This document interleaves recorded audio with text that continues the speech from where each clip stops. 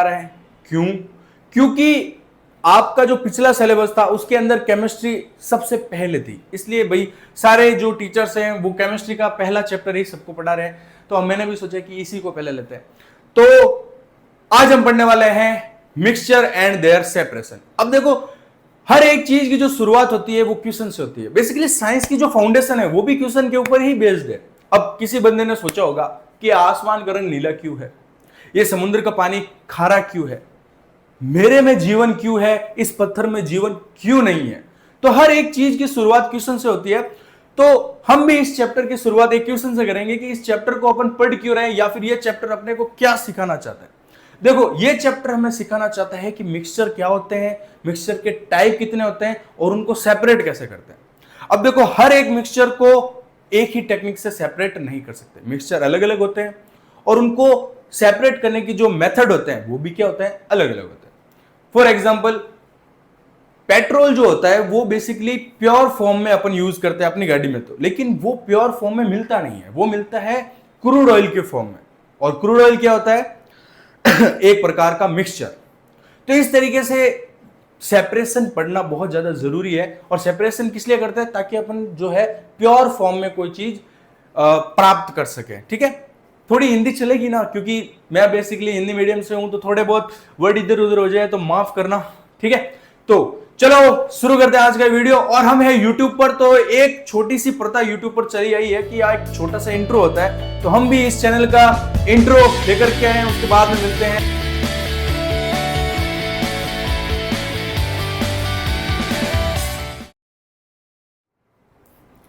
नहीं, मैंने हेडिंग गलत नहीं लगाई है, हेडिंग सही है बिल्कुल, मैटर इन आवर सराउंडिंग। लेकिन ये तो पिछले साल था, पिछले साल ये जो चैप्टर है आपके सिलेबस में था, इस साल ये नहीं है और मैं इस चैप्टर को नहीं पढ़ा रहा। इसमें से कुछ चीजें ऐसी हैं जो कि आपके आगे चैप्टर के अंदर काम आएगी, तो इसका थोड़ा सा बेसिक नॉलेज लेना जरूरी है। क्योंकि देखो, ये चीजें जो है आपकी नींव मजबूत बनाएंगी। अगर नींव मजबूत बनेगी तो फिर घर मजबूत बनेगा, घर मजबूत बनेगा तो लंबा टिकेगा। इसलिए मैंने ये चीजें ली है, तो फटाफट इनको पढ़ लेते हैं। ये बेसिकली आपके एग्जाम के अंदर आएंगे नहीं, पहले बता देता हूँ कि ये नहीं पूछेगा कि मैटर क्या होता है, मैटर का टाइप क्या होता है, बट ये बेसिक इंफॉर्मेशन के लिए मैं ये ले रहा हूं। देखो, व्हाट इज मैटर? मैटर होता क्या है? हर एक वो चीज जिसके अंदर मास है और जो जगह ऑक्यूपाई करती है उसको अपन क्या बोलते हैं? मैटर बोलते हैं। ये पेन, मैं, ये लैपटॉप, ये टीवी, हर एक चीज, ये हवा, सब चीज के अंदर क्या है? सब चीज क्या है? मैटर है। और मैटर के अंदर क्या होता है? मास होता है और वो जगह ऑक्यूपाई करता है। अब देखो, सब चीज तो समझ में आ गई, लेकिन ये हवा भी क्या मैटर है? बिल्कुल, हवा मैटर है। अब इसको कैसे प्रूफ करते हैं? आओ एक छोटा सा एग्जांपल लेते हैं।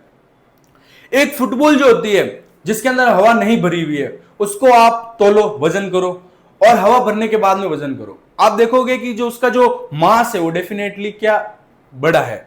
तो मास बड़ा है, इसका मतलब क्या है? हवा के अंदर कुछ ना कुछ भार जरूर रहा होगा। तो यहां पर एक पॉइंट अपना प्रूफ हो गया कि हाँ, जो एयर होती है उसके अंदर भी क्या होता है? मास होता है। दूसरा पॉइंट है कि क्या वो स्पेस ऑक्यूपाई करती है? हाँ, स्पेस ऑक्यूपाई करती है। जैसे ही आपने हवा भरी तो फुटबॉल एक डिफाइंड शेप के अंदर आ गई। वो डिफाइंड शेप के अंदर क्यों आई? क्योंकि उसके अंदर हवा है, उसने एक स्पेस ऑक्यूपाई किया है। इस तरीके से हम ये कह सकते हैं कि हवा भी क्या होती है? मैटर होती है। तो मैटर क्या होती है अपन देख लेते हैं। मैटर होता है हवा, पानी, पत्थर, लकड़ी, मिल्क, हर एक चीज मैटर है। तो क्या कोई चीज नॉन मैटर भी होती होगी इस यूनिवर्स में, या फिर इस दुनिया के अंदर? क्या नॉन मैटर भी एग्जिस्ट करता है? जी हां, नॉन मैटर भी एग्जिस्ट करता है। जैसे कि लाइट, साउंड, हीट। बेसिकली हर एक वो चीज जिसके अंदर एनर्जी है, जो एनर्जी की फॉर्म में है, वो क्या है? Non matter. जो एनर्जी के फॉर्म में है वो सब क्या है? Non matter. नॉन मैटर का मतलब क्या होगा कि ना तो इनके अंदर मास होगा, ना ही ये क्या स्पेस ऑक्यूपाई करेंगे। आगे बढ़े, चलो अब अपन देखते हैं कि जो भी मैटर है वो फंडामेंटल यूनिट क्या है, या फिर वो किससे मिलकर के बना है। तो देखो, बड़े बुजुर्ग लोग जो थे उन्होंने कहा था कि आप एक मैटर को लीजिए और उसको तोड़ते जाइए, तोड़ते जाइए, तोड़ते जाइए, तोड़ते जाइए, तोड़ते जाइए, तोड़ते जाइए, तो लास्ट में आपको एक ऐसा पार्टिकल मिलेगा जिसको आप और फर्दर डिवाइड नहीं कर सकते। वो पार्टिकल इतना ज्यादा छोटा होगा कि ऑब्वियसली बात है वो नेकेड आई से नहीं दिखेगा, हमारी नॉर्मल आंखों से हम उसे नहीं देख सकते। उसको देखने के लिए हमें चाहिए होगा बहुत ही पावरफुल माइक्रोस्कोप, उसके अंदर अपन उसको देख सकते हैं। उसी पार्टिकल को नाम दिया था एटम। एटम का मतलब होता है जिसको फर्दर डिवाइड नहीं किया जा सकता, उसको बोलते हैं एटम। और एटम से मिलकर ही क्या बना होता है? मैटर। कोई भी मैटर, हर एक मैटर की सबसे स्मॉलेस्ट यूनिट होती है एटम, और यही एटम होता है जो कि उस मैटर को केमिकल प्रॉपर्टी देता है। केमिकल प्रॉपर्टी का मतलब क्या हुआ, आओ समझो। देखो, मैंने आपको कहा आयरन, तो जैसे मैंने आयरन का, आपके दिमाग में आयरन की एक इमेज बनी, आयरन की केमिकल प्रॉपर्टीज बनी कि भाई लोहा जो होता है वो इलेक्ट्रिसिटी का गुड कंडक्टर होता है। मैं जैसे ही स्विच बोर्ड के अंदर लोहे का पाइप डालूंगा तो मेरे को झटका लगेगा, ठीक है। लोहे के पाइप कैसा होता है? सॉलिड होता है। उसको अगर मैं किसी जलती हुई आग के ऊपर रखूंगा तो मेरा हाथ जलेगा, क्योंकि उसके अंदर हीट क्या होती है? ट्रांसफर होती है। तो ये जो केमिकल प्रॉपर्टीज है आयरन की, वो कौन उसको दे रहा है? एटम। इसी एटम ने इसकी केमिकल प्रॉपर्टीज को क्या की? रिटेन की, ठीक है। तो एटम की देखते हैं अपन definition. An atom is the smallest unit of an element that retains the chemical properties of that element, ठीक है। उसको अपन क्या बोलते हैं? एटम बोलते हैं।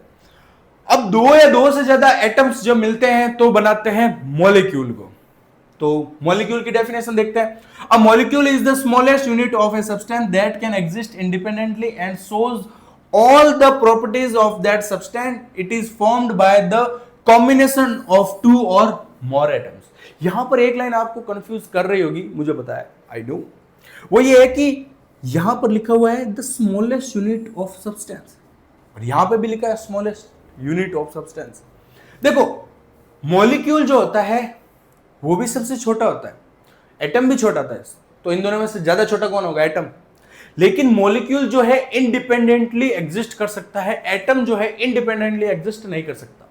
यानी कि एक एटम को अपन साइड में करके उसकी स्टडी नहीं कर सकते, मॉलिक्यूल को, एक मॉलिक्यूल को साइड में करके अपन उसकी स्टडी कर सकते हैं। समझ रहे हो? अगर मैं यहां पर दो से ज्यादा एटम्स हैं, ये सब मिल गए तो क्या बना दिया? अब ये क्या है? मॉलिक्यूल है। इस मॉलिक्यूल की स्टडी की जा सकती है, ये इंडिपेंडेंटली एग्जिस्ट कर सकता है। लेकिन जैसे ही इसमें से मैं एक एटम निकालूंगा ऐसे, अब ये एग्जिस्ट नहीं करेगा, इसको स्टडी नहीं कर सकते अपन। तो इंडिपेंडेंटली क्या एग्जिस्ट कर सकता है? मॉलिक्यूल एग्जिस्ट कर सकता है, इंडिपेंडेंटली एटम एग्जिस्ट नहीं कर सकता। लेकिन सबसे स्मॉलेस्ट तो कौन होगा? एटम ही होगा, ठीक है। चलो आगे बढ़ते हैं। अब अपन देखते हैं कि मैटर की फेज कितनी होती है। आप सभी को पता है मैटर होता है solid, liquid and gas phase में, सॉलिड, लिक्विड एंड गैस। तो अपन इनकी प्रॉपर्टीज को फटाफट कंपेयर कर लेते हैं, क्या क्या प्रॉपर्टीज होती है। देखो, सॉलिड की शेप कैसी होती है? फिक्स्ड होती है। सॉलिड की जो शेप होती है वो कैसी होती है? फिक्स्ड। लिक्विड की फिक्स्ड नहीं होती। लिक्विड जहां जाए वैसा हो जाए, बोतल में डालोगे तो बोतल जैसा, अगर आप उसको ग्लास में डालोगे तो ग्लास जैसा हो जाएगा। और गैस की भी जो शेप होती है वो फिक्स्ड नहीं होती है। वॉल्यूम फिक्स्ड होता है, लिक्विड का भी फिक्स्ड होता है, लेकिन गैस का फिक्स्ड नहीं होता है। लिक्विड का कैसा फिक्स है? अब देखो, 1 लीटर पानी की बोतल है, अब इसके अंदर मान लो सपोज आधा लीटर पानी है, तो ये आधा लीटर ही रहेगा, चाहे आप इसे किसी भी बर्तन में क्यों ना डाल दो, इसका वॉल्यूम थोड़ी ना बदलेगा। लेकिन गैस का वॉल्यूम बदल सकता है। गैस को आप कंप्रेस कर सकते हो। इस रूम में जितनी गैस है, एयर है, उसको मैं कंप्रेस करके एक बोतल के अंदर भर सकता हूं। तो अब उसका वॉल्यूम यहां पे तो बहुत ज्यादा था इस रूम में, लेकिन जैसे ही मैंने बोतल के अंदर बंद किया या फिर एक सिलेंडर के अंदर बंद किया तो उसका वॉल्यूम क्या हो गया? कम हो गया। वो होता भी है, आपने एलपीजी और सीएनजी नाम सुना है, लिक्विड पेट्रोलियम गैस और कंप्रेस्ड नेचुरल गैस। ये गैसेस इतनी ज्यादा कंप्रेस्ड की जाती है और एक बाटली में यानी कि सिलेंडर में भर दी जाती है कि वो लिक्विड फॉर्म में आ जाती है। होती है गैस, लेकिन इनको इतना दबाया जाता है कि ये लिक्विड फॉर्म में आ गए। तो पहले इनका वॉल्यूम बहुत ज्यादा था, बाद में इनको दबा करके वॉल्यूम को कम कर दिया। तो इस वजह से गैस का वॉल्यूम फिक्स्ड नहीं होता है। चलो, कंप्रेसिबिलिटी देखो, सॉलिड की कंप्रेसिबिलिटी मतलब दबा सकते हैं क्या सॉलिड को? दबता है बहुत कम। लिक्विड भी बहुत कम। गैस सबसे ज्यादा दबती है, या फिर गैस को सबसे ज्यादा अपन कंप्रेस कर सकते हैं। एग्जांपल एलपीजी एंड सीएनजी, इनको कंप्रेस्ड करके गैस से लिक्विड फॉर्म में अपन लेके आ सकते हैं। क्यों लेके आ सकते हैं? क्योंकि ये बहुत ज्यादा दब सकती है। जो ज्यादा दबता है उसको ज्यादा दबाया जाता है। चलो अब अपन देखते हैं पार्टिकल मूवमेंट। देखो पार्टिकल मूवमेंट किसमें ज्यादा होगा, आप खुद सोच के बताओ, लिक्विड, गैस या सॉलिड, किसमें ज्यादा होगा? ऑब्वियस सी बात है गैस। अगर मैं यहां पर एक सेंट की एक बोतल खोलूं तो उसकी जो स्मेल है बाहर खड़े आदमी को तुरंत आ जाएगी। मम्मी खाना बना रही है किचन में, मैं बैठा हूं बाहर के रूम में, तो वहां पे जो खाना पक रहा होगा वो मेरे को स्मेल आ जाएगी। वो स्मेल क्यों आएगी? क्योंकि वहां से पार्टिकल्स मूव हुए होंगे और मूव करते करते मेरे पास आ गए बहुत ही कम टाइम में। तो सबसे ज्यादा मूवमेंट किस में देखा जाता है? गैस में। लिक्विड भी मूव करता है, इसी वजह से पानी गिरता है तो वो बह जाता है। बहता क्यों है? क्योंकि उसके जो मॉलिक्यूल्स है वो क्या कर रहे होते हैं? मूवमेंट कर रहे होते हैं। लेकिन सॉलिड में मूवमेंट कम होता है। कम कैसे? जैसे जैसे मैं पीटूंगा तो इसके अंदर वाइब्रेशन होगी, तो पार्टिकल्स तो मूव हो ही रहे हैं लेकिन बहुत ही कम मूवमेंट देखने को मिलता है। फोर्स ऑफ अट्रैक्शन सॉलिड के अंदर बहुत ज्यादा, मॉलिक्यूल्स के बीच में बहुत स्ट्रॉन्ग बॉन्ड है, इसी वजह से तो ये सॉलिड फॉर्म में। लिक्विड के अंदर मीडियम, इस वजह से वो लिक्विड जो है वो इस तरीके से फैलता रहता है। और गैस के अंदर सबसे कम अपने को देखने को मिलता है। चलो आगे बढ़ते हैं। अब अपन देखते हैं टेम्परेचर, और टेम्परेचर को अलग अलग फॉर्म में कैसे अपन चेंज कर सकते हैं, अलग अलग यूनिट के अंदर कैसे चेंज कर सकते हैं। देखो सबसे पहले आपको एक चीज ध्यान में रखनी होगी कि जो टेम्परेचर है वो पूरे दुनिया के अंदर जो वैलिड है या फिर हर जगह एक टेम्परेचर को माना जाता है वो होता है केल्विन। क्या बोल रहे हो, समझ नहीं आया? देखो इसको कहा जाता है SI unit of temperature. SI का मतलब होता है इंटरनेशनल स्टैंडर्ड, यानी कि पूरे दुनिया में उन्होंने मान लिया है कि अगर आप केल्विन बोलोगे तो मैं समझ जाऊंगा, लेकिन आप सेल्सियस बोलोगे तो हो सकता है वहां पर सेल्सियस काम करे नहीं करे, कहीं पर फ़ारेनहाइट काम करता है। तो कहने का मतलब यह है कि पूरी दुनिया के अंदर सब साइंटिस्ट लोगों ने एक साथ बैठे, उन्होंने कहा कि भाई देखो आप अपने देश में अलग टेम्परेचर की यूनिट चला रहे हो, ये अपने देश में अलग टेम्परेचर की यूनिट चला रहा है, तो अपन एक ऐसी यूनिट फिक्स करते हैं तो दुनिया में कहीं पर भी चले जाओ वो काम करेगी। तो टेम्परेचर की वो यूनिट होती है केल्विन। और इंडिया के अंदर नॉर्मली अपन कौन सी यूनिट यूज में लेते हैं? सेल्सियस, ठीक है। और अमेरिका में फ़ारेनहाइट यूज में लिया जाता है। ठीक वैसे ही जैसे कि सोना, अब यहां पे मैं इंडियन पैसे लेकर के अमेरिका जाऊं, वहां पर 500 रुपए की पत्ती पकड़ाऊं तो वो क्या लेगा? वो नहीं लेगा।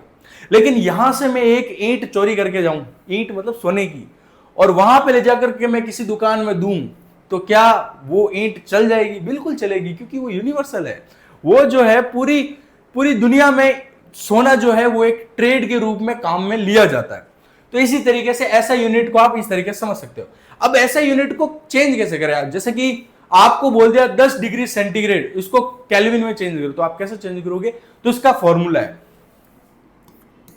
K equals to 273 plus Celsius. क्या है ये? चलो पहले अपन समझते हैं, उसके बाद में इसको समझेंगे। 0 डिग्री सेंटीग्रेड का मतलब होता है 273 डिग्री केल्विन। वैसे डिग्री नहीं लगाते हैं, केल्विन ही लिखते हैं, kelvin. 0 degree centigrade is equal to 273 kelvin. 10 degree centigrade को अगर अपन को केल्विन में बदलना है तो कुछ नहीं करना है अपने को, 273 प्लस 10, यानी कि जितना डिग्री सेंटीग्रेड है उतना 273 के अंदर ऐड करते जाओ। तो इसको ऐड करेंगे तो ये कितना हो जाएगा? 283 केल्विन। सेंटीग्रेड था, इसको किस में बदल दिया? केल्विन में बदल दिया। अब देखो उल्टा, 333 केल्विन है, इसको चेंज करना है किसमें? सेल्सियस में। कैसे करेंगे? तब यहां पर ये फॉर्मूला काम में आएगा।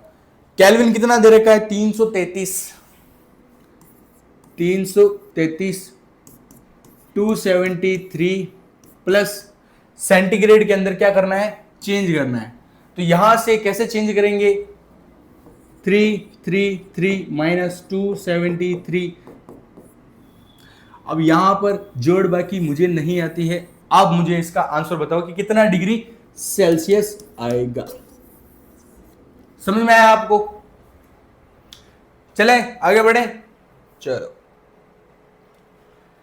अब अपन देखते हैं मिक्सचर एंड देयर सेपरेशन। यहां से आपका चैप्टर शुरू होता है। ठीक है, यहां से आपका चैप्टर शुरू होता है। पीछे जो पढ़ा था वो आपका बेसिक्स था, आगे काम आएगा, इसी चैप्टर में आगे काम आएगा और मैं आपको बताऊंगा ये यहां काम आ रहा है। ठीक है, तो सबसे पहला क्वेश्चन ये होता है कि मिक्सचर क्या होता है। तो मिक्सचर का मतलब यही है कि दो या दो से ज्यादा सब्सटेंस को आप पास में लेकर के आ जाओ, उनको मिला दो तो क्या बन गया, मिक्सचर बन गया। लेकिन एक यहाँ पर एक कंडीशन है कि उनके बीच में केमिकल रिएक्शन नहीं होनी चाहिए, केमिकल चेंज नहीं होना चाहिए या फिर केमिकल रिएक्शन नहीं होनी चाहिए। तो इसकी डेफिनेशन देखते हैं। मिक्सचर होता क्या है? व्हेन टू और more substances are mixed together without any chemical change it is called a mixture.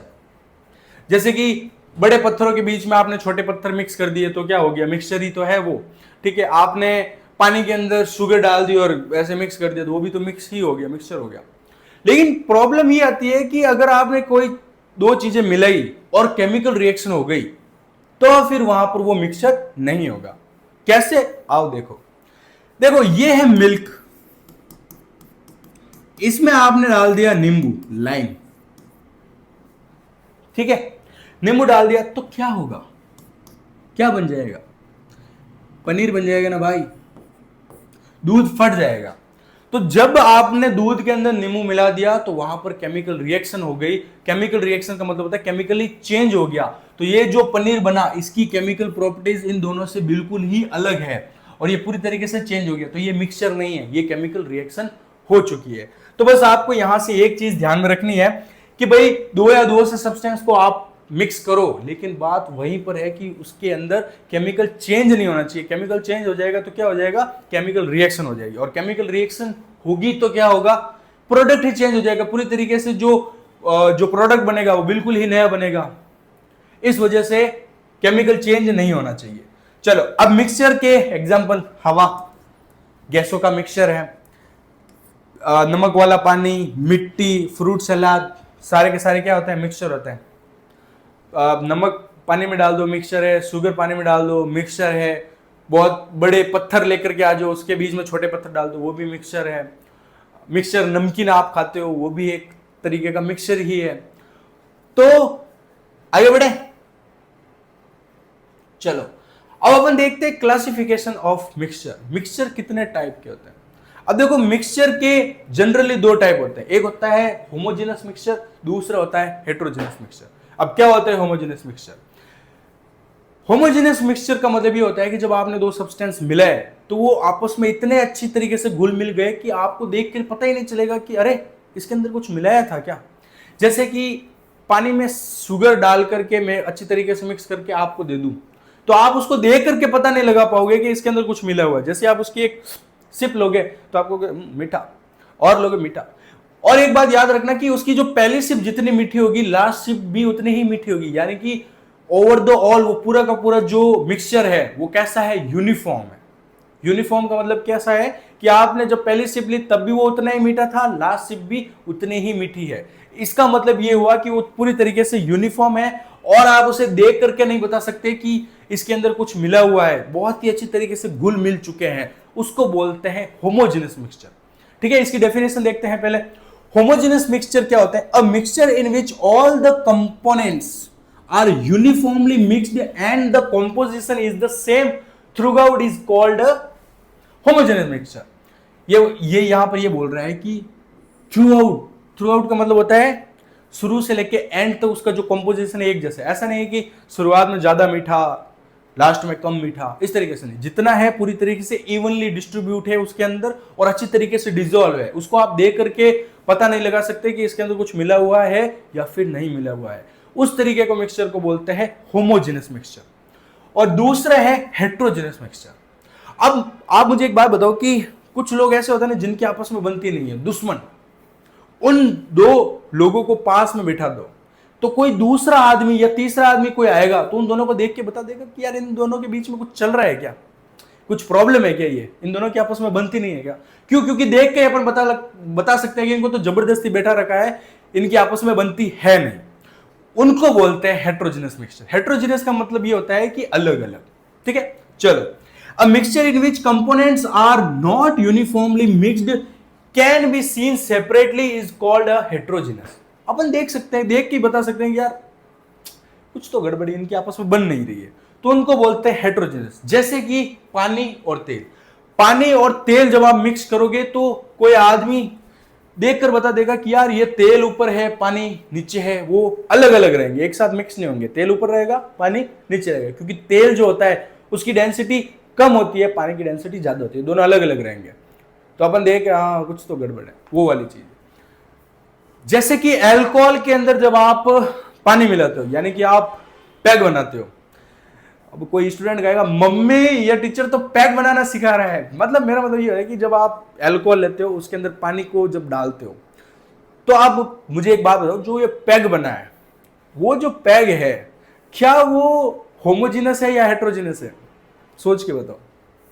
वो एक होमोजेनस मिक्सचर है। क्यों? क्योंकि अल्कोहल और पानी अच्छी तरीके से घुल चुके हैं। अब उसके अंदर आप देख करके नहीं बता सकते कि इसके अंदर क्या पानी अलग है अल्कोहल अलग है, नहीं, वो पूरी तरीके से मिक्स हो रखा होगा। दूध में पानी मिला दो तो क्या वो होमोजेनस है या हेट्रोजेनस है? होमोजेनस है।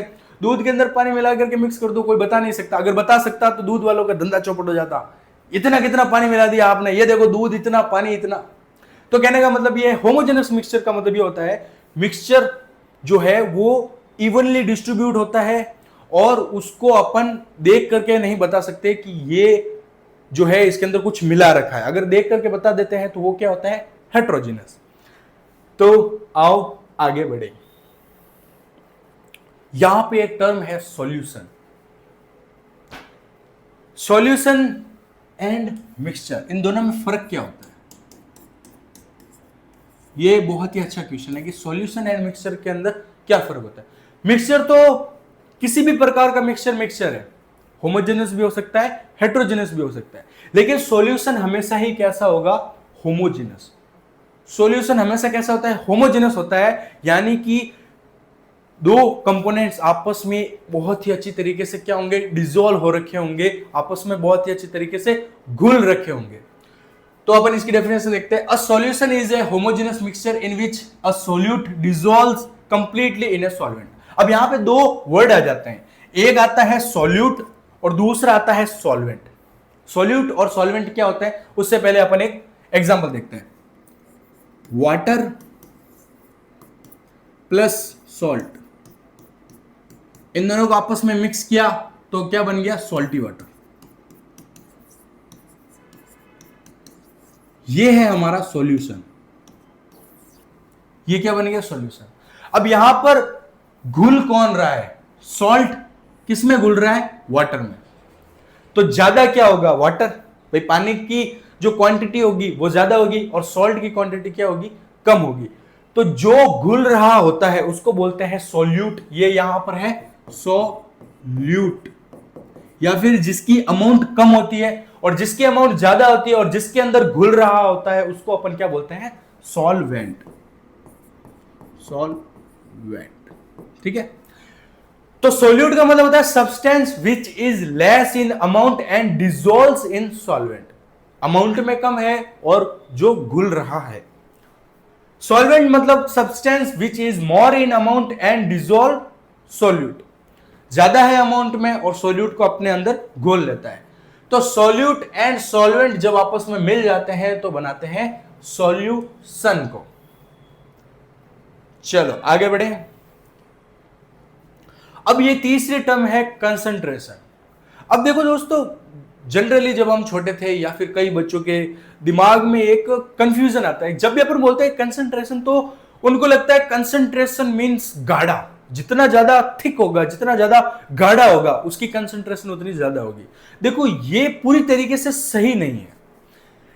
ये कंसंट्रेटेड है, बहुत ज्यादा गाढ़ा है, लेकिन इससे कोई लेना देना नहीं है। मैं आपको एक एग्जांपल से समझाता हूं। देखो 5 ग्राम शुगर को मैंने 100 ml वाटर के अंदर डिसॉल्व किया, ठीक है। 5 ग्राम शुगर 100 ml वाटर के अंदर डाली। ये एक सॉल्यूशन बना ए।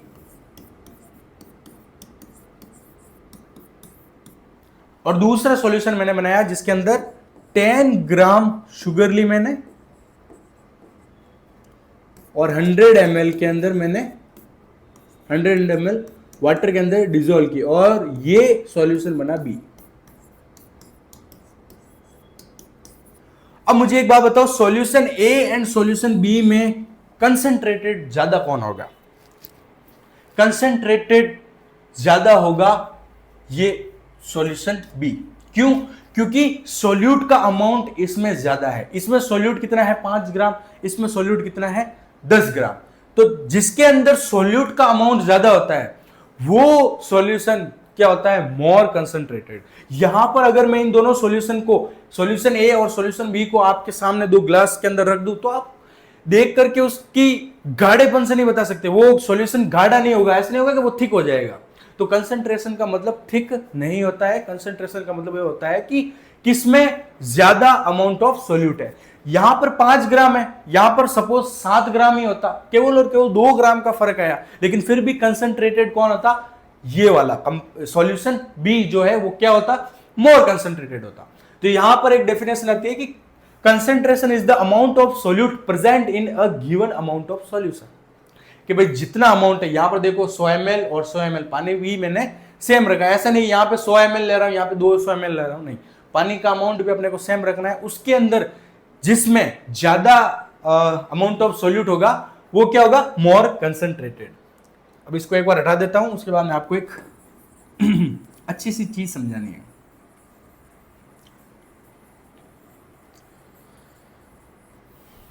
अब देखो, कंसंट्रेशन की इंपॉर्टेंस जो है वो बहुत ही ज्यादा है हमारी डे टू डे लाइफ में भी और इंडस्ट्रियल रूप में भी। कहीं पर भी देखो कंसंट्रेशन की जो इंपॉर्टेंस है वो बहुत ज्यादा है। कैसे? अगर मैं आपसे कहूं कि भाई मुझे ये बताओ कि चाय कैसे बनानी है, तो मैंने पूछा भाई चाय कैसे बनानी है, तो उसने कहा कि भाई दूध लो, पानी लो, उसके अंदर फिर आप चाय पत्ती डाल दो, शुगर डाल दो, अदरक डाल दो, इलायची डाल दो, उसको हीट करो और चाय बन गई। क्या ये सही है? ये सही नहीं है। उसने मेरे को ऐसा कहा, मैं गया, मैंने 2 लीटर दूध ले लिया, उसके अंदर थोड़ा सा पानी डाल दिया और 1 किलो शक्कर डाल दी, या फिर थोड़ी सी चुटकी भर सी चाय पत्ती डाल दी, तो क्या चाय बन जाएगी? नहीं, चाय नहीं बनेगी। तो यहां पर देखो, जो जो इंग्रेडिएंट चाहिए उसके साथ साथ मुझे बताओ कि कितना अमाउंट डालना है, उसका अमाउंट भी जरूरी है। अगर आपने अमाउंट सही तरीके से नहीं डाला तो चाय नहीं बनेगी। भले ही मैंने चाय बनाने का सामान उससे पूछ लिया, उसने बता दिया ये डाल देना चाय बन जाएगी, लेकिन ये डालना है, कितना कितना डालना है, दोनों चीजें जरूरी है। तो जितना जितना डालना होता है उसी को अपन क्या बोलते हैं? कंसंट्रेशन। कि भाई आपने ओआरएस बनाने का, ओआरएस मतलब होता है ओरल रिहाइड्रेशन सॉल्ट, जो अपन जब बीमार होते हैं, उल्टी वगैरह होती है तो अपने को डॉक्टर देता है ओआरएस, पानी में घोल के अपन पीते हैं। उसको बनाने का ये तरीका है, इंग्रेडिएंट और उनका अमाउंट ग्राम पर लीटर में, कि 1 लीटर पानी में इतने इतने ग्राम आप डाल दो, आपका ओआरएस बन जाएगा। अगर इससे कम डाल दिया तो भी ओआरएस नहीं बनेगा, ज्यादा डाल दिया तो भी ओआरएस नहीं बनेगा। यहां पर एक बहुत ही अच्छा सा एग्जांपल आपकी किताब के अंदर दे रखा है पेस्टिसाइड का। पेस्टिसाइड का मतलब ये होता है, जो अपन खेती वगैरह करते हैं तो पेस्टिसाइड डालते हैं ताकि जो अपनी फसल है उसके ऊपर जो कीड़े लगते हैं उनको मारने के लिए पेस्टिसाइड का यूज किया जाता है, छिड़काव किया जाता है।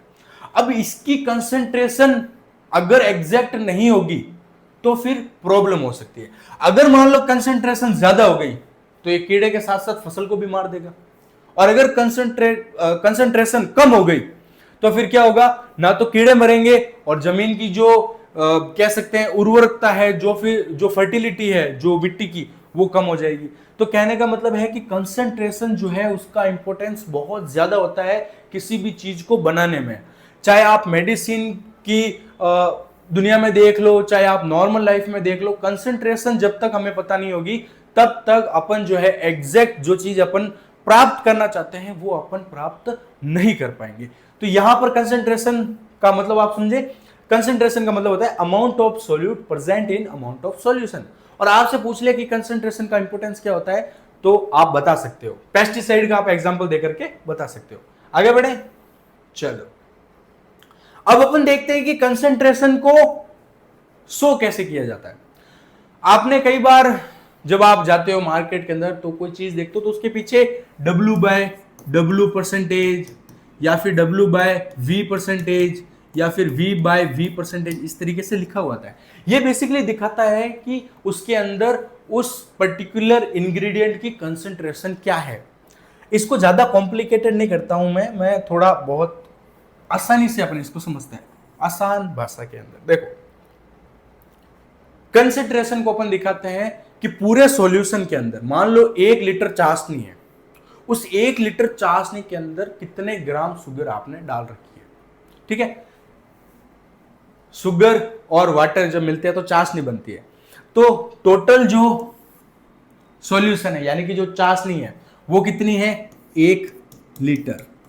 ठीक है, अब इस 1 लीटर चाशनी में आपने शुगर कितनी डाली है, तो मैंने कहा भाई 100 ग्राम। बस यही है कंसंट्रेशन को लिखने का तरीका। आओ देखो, concentration is equal to amount of solute divided by amount of solution. Total solution के अंदर कितना सोल्यूट मिला रखा है उसी को अपन क्या बोलते हैं, कंसंट्रेशन बोलते हैं। और इसको अगर आप 100 से क्या कर दोगे, मल्टीप्लाई कर दोगे, तो ये किस के अंदर आ जाएगी, परसेंटेज के अंदर आ जाएगी। ठीक है, इसका वैसे अपन क्वेश्चन करेंगे और बहुत ही अच्छी तरीके से समझेंगे। चलो अब देखो, जब भी अपने को सॉल्यूट और सॉल्वेंट दोनों का मास लेना आसान हो या फिर दोनों का मास दे रखा हो, तो अपने को W/W% यूज में लेना है। सॉल्यूट सॉलिड हो और सॉल्वेंट लिक्विड हो तो W/V लेना है। सॉल्यूट सॉलिड में है और जो सॉल्वेंट है वो किस में है, लिक्विड में है, तो W/V% लेना है। सॉल्यूट और सॉल्वेंट दोनों किस में हो, लिक्विड में है, तो फिर V/V लेना है। अब अगर मान लो सपोज यहां पर मैंने आपको एग्जांपल दिया 10 ग्राम शुगर 100 ml वाटर में डिजोल्व है, तो मेरे को एक बात बताओ, यहां पर आप कौन सा वाला कंसंट्रेशन फॉर्मूला यूज करोगे। ऑब्वियस सी बात है, ये सॉल्यूट सॉलिड में है और सॉल्वेंट किस में है, लिक्विड में। ml का मतलब क्या होता है, वॉल्यूम। ml दे रखा है यानी कि वॉल्यूम दे रखा है, तो वॉल्यूम दे रखा है यानी कि M/V% यहां पर अपन यूज में लेंगे। तो आपको जो ये पीछे जो यूनिट है उससे ही आपको पता चल जाएगा कि आपको M/M लेना है, M/V लेना है या फिर V/V लेना है। चले आगे, चलो अब अपन देखते हैं सॉल्युबिलिटी ऑफ सब्सटेंस। किसी भी सब्सटेंस की सॉल्युबिलिटी का मतलब क्या होता है। देखो, किसी भी सब्सटेंस के अंदर maximum amount of solute that can dissolve at a given temperature is called solubility. यानी कि एक फिक्स्ड टेम्परेचर और टेम्परेचर फिक्स कर दिया, उसके अंदर आप कितना ज्यादा आप सॉल्यूट को डिसॉल्व कर सकते हो, वो उस पर्टिकुलर सब्सटेंस की क्या होगी, सॉल्युबिलिटी होगी। फॉर एग्जांपल 100 ml अगर आपने पानी ले रखा है, वाटर ले रखा है, 100 ml आपके पास वाटर है और टेम्परेचर फिक्स है, आप टेम्परेचर के साथ छेड़छाड़ नहीं कर रहे हो। मान लो इस रूम का टेम्परेचर अभी है 22 डिग्री सेंटीग्रेड, तो आप इस टेम्परेचर के साथ छेड़छाड़ नहीं कर रहे हो। तो टेम्परेचर के साथ अगर आप छेड़छाड़ नहीं करो और 100 ml वाटर के अंदर जितना ज्यादा मैक्सिमम सब्सटेंस आप डिसॉल्व कर पाओ, सॉल्यूट डिसॉल्व कर पाओ, वही इसकी क्या होगी, सॉल्युबिलिटी होगी। फॉर एग्जांपल 100 ml वाटर के अंदर मैं maximum 25 gram of salt dissolve कर पाता हूं फिक्स्ड टेम्परेचर पर, तो इसकी सॉल्युबिलिटी, किसकी, वाटर की सॉल्युबिलिटी कितनी होगी, 25 ग्राम। यहां पर अपन डेफिनेशन देखते हैं, the maximum amount of solute that can dissolve in A given amount of solvent eight a particular temperature is called solubility. यानी कि 25 ग्राम से अगर मैंने 26 ग्राम कर दिया तो वो इस पानी के अंदर डिसॉल्व नहीं होगा, ये हो गई इस पानी की सॉल्युबिलिटी। इतने से ज्यादा ये सॉल्युबल नहीं कर सकता, इसकी सॉल्युबिलिटी मैक्सिमम कितनी है, 25 ग्राम है, किसके लिए, सॉल्ट के लिए, तो ये हो गई इसकी सॉल्युबिलिटी।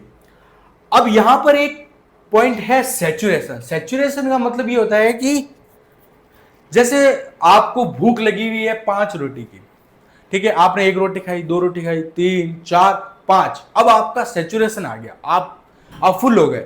इससे ज्यादा एक भी रोटी आप खाओगे तो आपको उल्टी हो सकती है, उसको अपन बोलते हैं सैचुरेशन पॉइंट। अब भाई इसका सैचुरेशन पॉइंट आ गया है, इससे ज्यादा अब ये सहन नहीं करेगा। तो सैचुरेशन का मतलब होता है एक लिमिट जहां तक कोई चीज सॉल्युबल हो सके। तो इस यहां पर सॉल्यूशन के रेफरेंस में सैचुरेशन का मतलब ये होता है कि ऐसी कंडीशन एक गिवन टेम्परेचर पे, टेम्परेचर फिक्स हो, तो एक ऐसी कंडीशन जहां पर इससे ज्यादा जो है सॉल्यूट मिक्स नहीं होगा, उसको अपन बोलते हैं सैचुरेशन। डेफिनेशन देखते हैं, उसके बाद में अपन इसको समझते हैं। The condition in which a solvent has dissolved the maximum possible amount of solute at a given temperature is called saturation. भाई ये एक बीकर है, इसके अंदर भरा हुआ है पानी, कितना है 100 ml। इसमें आपने सॉल्ट डालते गए 1 चम्मच 2 चम्मच 10 चम्मच 20 चम्मच, एक पॉइंट ऐसा आएगा कि उसके बाद में अब और ज्यादा सॉल्ट डिसॉल्व नहीं होगा। उस पॉइंट को अपन बोलेंगे, उस कंडीशन को अपन बोलेंगे, इसका वही सैचुरेशन आ गया। अब इससे ज्यादा यहां पर और सॉल्ट डिसॉल्व नहीं होगा। पर यहां पर शर्त है, टेम्परेचर को क्या रखना है, अपने को कांस्टेंट रखना है। अब यार आप टेम्परेचर इतना क्यों कर रहे हो? क्या टेम्परेचर बढ़ाएंगे तो क्या सॉल्युबिलिटी बढ़ जाएगी? बिल्कुल, अगर आप टेम्परेचर बढ़ाओगे तो सॉल्युबिलिटी बढ़ जाएगी, याद रखना। तो इसका सैचुरेशन, जब मान लो ये 100 ml पानी के अंदर मैं सॉल्ट डाल रहा था और सपोज मैंने 25 ग्राम सॉल्ट डाल दिया, अब जैसे ही मैंने 26 ग्राम डाला है तो ये जो है क्या डिसॉल्व नहीं कर रहा है, यानी कि इसका सैचुरेशन आ गया। अब इससे ज्यादा ये डिसॉल्व नहीं कर सकता, तो ये क्या होगी, मैक्सिमम अमाउंट ऑफ सॉल्यूट हो गया। सॉल्यूट जो कि मैक्सिमम अमाउंट में, ये इसका मैक्सिमम है। लेकिन यहां पर मान लो टेम्परेचर था 30 डिग्री सेंटीग्रेड। अब जैसे ही मैंने टेम्परेचर को बढ़ाना शुरू किया तो अब जो ये 26 ग्राम भी डालूंगा वो भी डिसॉल्व हो रहा है, 27 ग्राम भी डिसॉल्व हो रहा है, 28 ग्राम भी डिसॉल्व हो रहा है। जैसे जैसे टेम्परेचर बढ़ाऊंगा तो इसकी जो सॉल्युबिलिटी है वो भी क्या होगी, बढ़ेगी। इसलिए अपन बोलते हैं कि जब भी अपन सॉल्युबिलिटी की बात करते हैं या फिर सैचुरेशन की बात करते हैं तो अपन बोलते हैं कि टेम्परेचर फिक्स रखो। उस टेम्परेचर, फिक्स्ड टेम्परेचर पर जितना ज्यादा अमाउंट ऑफ सॉल्यूट डिसॉल्व हो रहा है उसको बोलते हैं सॉल्युबिलिटी, और उस कंडीशन को बोलते हैं सैचुरेशन। और उस पॉइंट को क्या बोलेंगे, सैचुरेशन पॉइंट। 25 ग्राम पानी के लिए क्या है, सैचुरेशन पॉइंट है कि भाई 100 ml पानी के अंदर आपने 25 ग्राम सॉल्यूट डाला, उससे ज्यादा डालोगे तो फिर वो डिसॉल्व नहीं होगा, इसलिए 25 ग्राम क्या है, इसका सैचुरेशन पॉइंट है। और टेम्परेचर कितना है, फिक्स है। लेकिन जैसे ही आप टेम्परेचर बढ़ाओगे तो भैया सॉल्युबिलिटी बढ़ेगी और इसका जो सैचुरेशन पॉइंट है जो 25 ग्राम पे था पहले, अब वो धीरे धीरे बढ़ना शुरू हो जाएगा। ठीक है, तो यहां पर टेम्परेचर का इफेक्ट पड़ता है किस पर, सॉल्युबिलिटी पर, और सॉल्युबिलिटी पे पड़ेगा तो सैचुरेशन पे भी पड़ेगा। सैचुरेशन है क्या, एक कंडीशन है कि वो कंडीशन जिस पर maximum amount of solute dissolve हो चुका है, इससे ज्यादा डालोगे तो डिसॉल्व नहीं होगा फिक्स्ड टेम्परेचर पे। आगे बढ़े, चलो ये है एक ग्राफ। अब देखो ग्राफ का यूज क्या होता है, अपन ऐसे ग्राफ देखते हैं, आखिर ग्राफ का मतलब क्या होता है। ग्राफ का मतलब ये होता है कि जब अपने को बहुत लंबे लंबे डेटा को एनालाइज करना होता है एक साथ, तो अपन क्या करते हैं, ग्राफ यूज में लेते हैं। तो देखो ये पॉइंट ये पॉइंट ये पॉइंट ये पॉइंट कंपाउंड बी के लिए, कंपाउंड ए के लिए, इन दोनों को साथ में अपन कंपेयर कर सकते हैं, इसलिए अपन ग्राफ प्लॉट करते हैं। तो ग्राफ क्यों प्लॉट किया जाता है, जब अपने को डेटा का एनालाइज करना होता है, बहुत ज्यादा डेटा दे रखा है, 2021 का डाटा, 2022 का, 23 का, 24 का, 25 का, 5 साल का डेटा दे रखा है, तो अपन ने ग्राफ प्लॉट किया और उसके अंदर 5 सालों का जो डेटा है वो अपन ने शो कर दिया। अब इसकी ज्यादा डीप में नहीं जाएंगे अपन, इससे अपने का क्या लेना देना है उसको अपन समझते हैं। देखो solubility in form of graph, graph की मदद से अपने को सॉल्युबिलिटी देखनी है।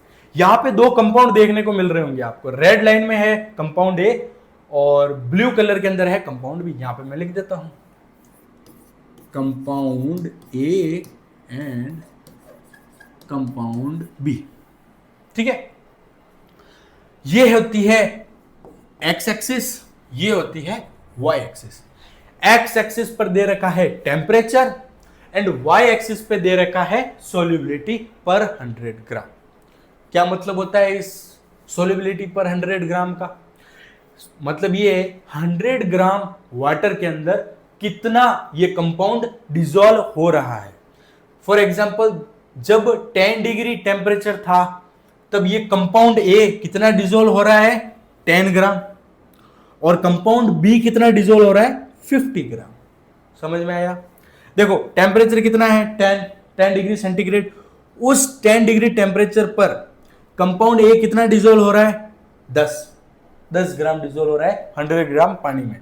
लेकिन कंपाउंड बी कितना डिजोल्व हो रहा है? 50 ग्राम।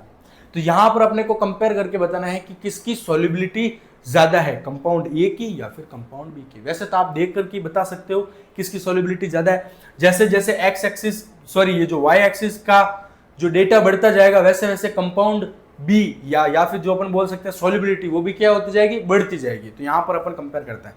देखो 10 डिग्री सेल्सियस टेम्परेचर पर कंपाउंड ए की सॉल्युबिलिटी कितनी है? 10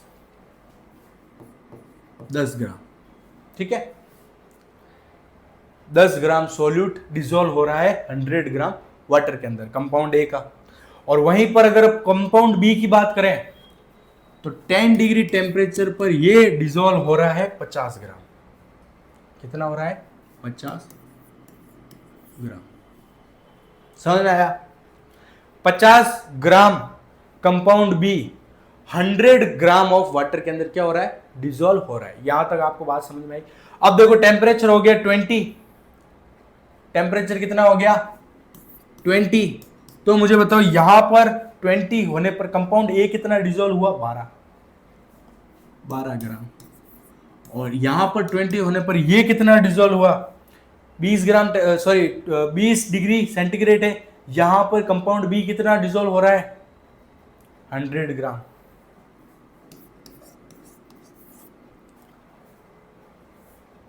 तीस डिग्री सेंटीग्रेड पर ये हो रहा है 15 ग्राम। और 30 डिग्री सेंटीग्रेड पे कंपाउंड बी हो रहा है 150 ग्राम। तो यहीं पर अपन देख करके बता सकते हैं कि किस कंपाउंड की सॉल्युबिलिटी ज्यादा है। मुझे बताओ कंपाउंड ए की या फिर कंपाउंड बी की? ऑब्वियस सी बात है कंपाउंड बी की सॉल्युबिलिटी देखो कितनी ज्यादा है। 10 डिग्री सेंटीग्रेड पर जहां पर कंपाउंड ए 10 ग्राम डिजोल्व हो रहा था वहीं पर कंपाउंड बी 50 ग्राम डिजोल्व हो रहा है। जैसे ही टेम्परेचर बढ़ाया, तो मैंने एक बात बताई थी टेम्परेचर बढ़ता है तो सॉल्युबिलिटी भी बढ़ती है। तो 20 डिग्री सेंटीग्रेड पर कंपाउंड ए 12 ग्राम डिजोल्व हो रहा था। जैसे ही टेम्परेचर 20 डिग्री अपन ने कंपाउंड बी के लिए किया तो वो 100 ग्राम डिजोल्व होने लग गया। तो यहीं से अपन देख करके बता सकते हैं कि सॉल्युबिलिटी कंपाउंड बी की ज्यादा है और कंपाउंड ए की कम है। और इस ग्राफ को देख करके आपको पता चला किस तरीके से अपन ने ये जो डेटा है वो किस तरीके से लिखा है अपन ने। ये होता है टेम्परेचर, जो एक्स एक्सिस पर है वहां पर टेम्परेचर दे रखा है, वाई एक्सिस पर सॉल्युबिलिटी दे रखी है। ठीक है, 10 डिग्री सेंटीग्रेड जब टेम्परेचर था तो इस कंपाउंड ए की लाइन को देखिए, ये कितनी है? वाई एक्सिस पर ये आ रही है 10, यानी कि 10 डिग्री सेंटीग्रेड पर ये डिजोल्व हो रहा था 10 ग्राम। वहीं पर कंपाउंड बी को देखो, ये कितना ऊपर है? इससे ऊपर है। तो देखो ये कितना डिजोल्व हो रहा है 10 डिग्री टेम्परेचर पे? 50 ग्राम। यानी कि 10 डिग्री सेंटीग्रेड पर ये 10 ग्राम डिजोल्व हो रहा था और कंपाउंड भी 50 ग्राम। इस तरीके से आप यहां पर जो है डेटा निकाल सकते हो। 20 डिग्री सेंटीग्रेड पर ये 12 ग्राम हो रहा था और ये देखो कितना हो रहा है 100 ग्राम। इस तरीके से सॉल्युबिलिटी क्या हो रही है? बढ़ती जा रही है कंपाउंड बी की, और कंपाउंड ए की बहुत ही ग्रेजुअली, बहुत धीरे धीरे बढ़ रही है, और कंपाउंड बी बहुत ज्यादा बढ़ रही है। यानी कि वाटर के अंदर कंपाउंड बी ज्यादा सोल्यूबल है और कंपाउंड ए कम। आगे बढ़े, चलो मैं थोड़ा सा पानी पी लेता हूं।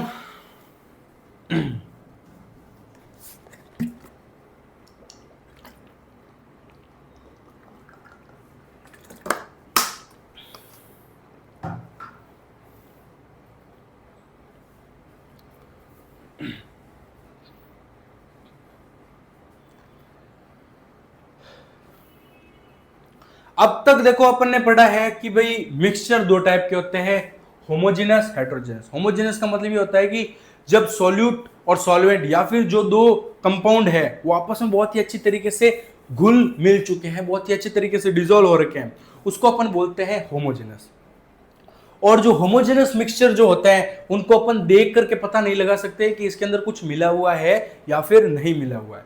लेकिन हेट्रोजेनस इससे बिल्कुल उल्टा होता है कि कोई देख के बता सकता है कि इसके अंदर कुछ डाल रखा है, यानी कि वो दोनों आपस में घुले मिले नहीं होंगे, उन दोनों के बीच में तकरार चल रही होगी। तो इस वजह से हेट्रोजेनस जो होते हैं वो आपस में बहुत ही अच्छी तरीके से घुल मिल नहीं सकते हैं, घुले मिले नहीं होते हैं। मुझे एक बात बताओ, आप बताओ कि इन दोनों में से किसको सेपरेट करना ज्यादा आसान होगा, क्यों आसानी से सेपरेट कर देंगे। आपको एक मिक्सचर दिया जाए, मान लो होमोजेनस मिक्सचर दे दिया, हेटेरोजेनस मिक्सचर दे दिया, आप मुझे बताओ कि आप कौन से मिक्सचर को आसानी से सेपरेट कर पाओगे।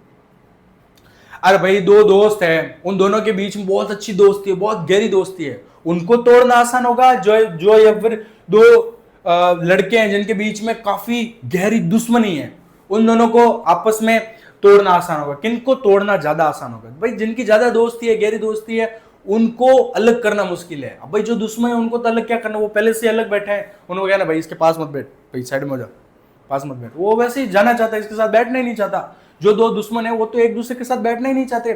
तो सिंपली मेरे कहने का मतलब ये है कि होमोजीनियस को सेपरेट करने में प्रॉब्लम आएगी, मतलब थोड़ा सा जोर लगेगा।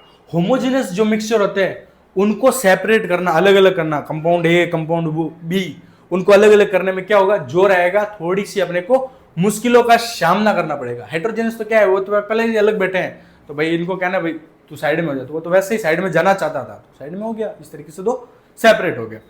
तो अपन देखते हैं होमोजीनस मिक्सचर का separation, separation of homogeneous mixture.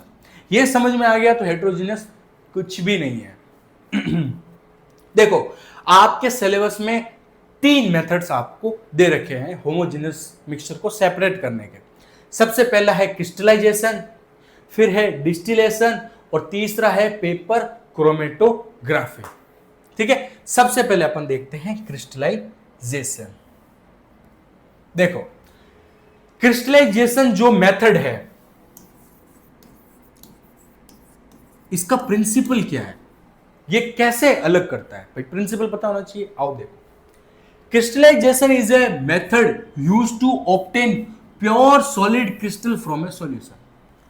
मतलब एक सॉल्यूशन होगा जो कि होमोजेनस मिक्सचर है, पूरी तरीके से एकदम अच्छी तरीके से घुले हुए हैं, उनमें से अपन क्या करेंगे, क्रिस्टल को अलग कर देंगे। अब क्रिस्टल को अलग कैसे करेंगे, यही तो क्वेश्चन है। इसको यहां पर जाने से पहले आपको मैं थोड़ा सा रिवाइज करवा देता हूं एक चीज जिसकी हेल्प यहां पर लगेगी। मुझे ये बताओ, एक सेकेंड, सॉल्युबिलिटी,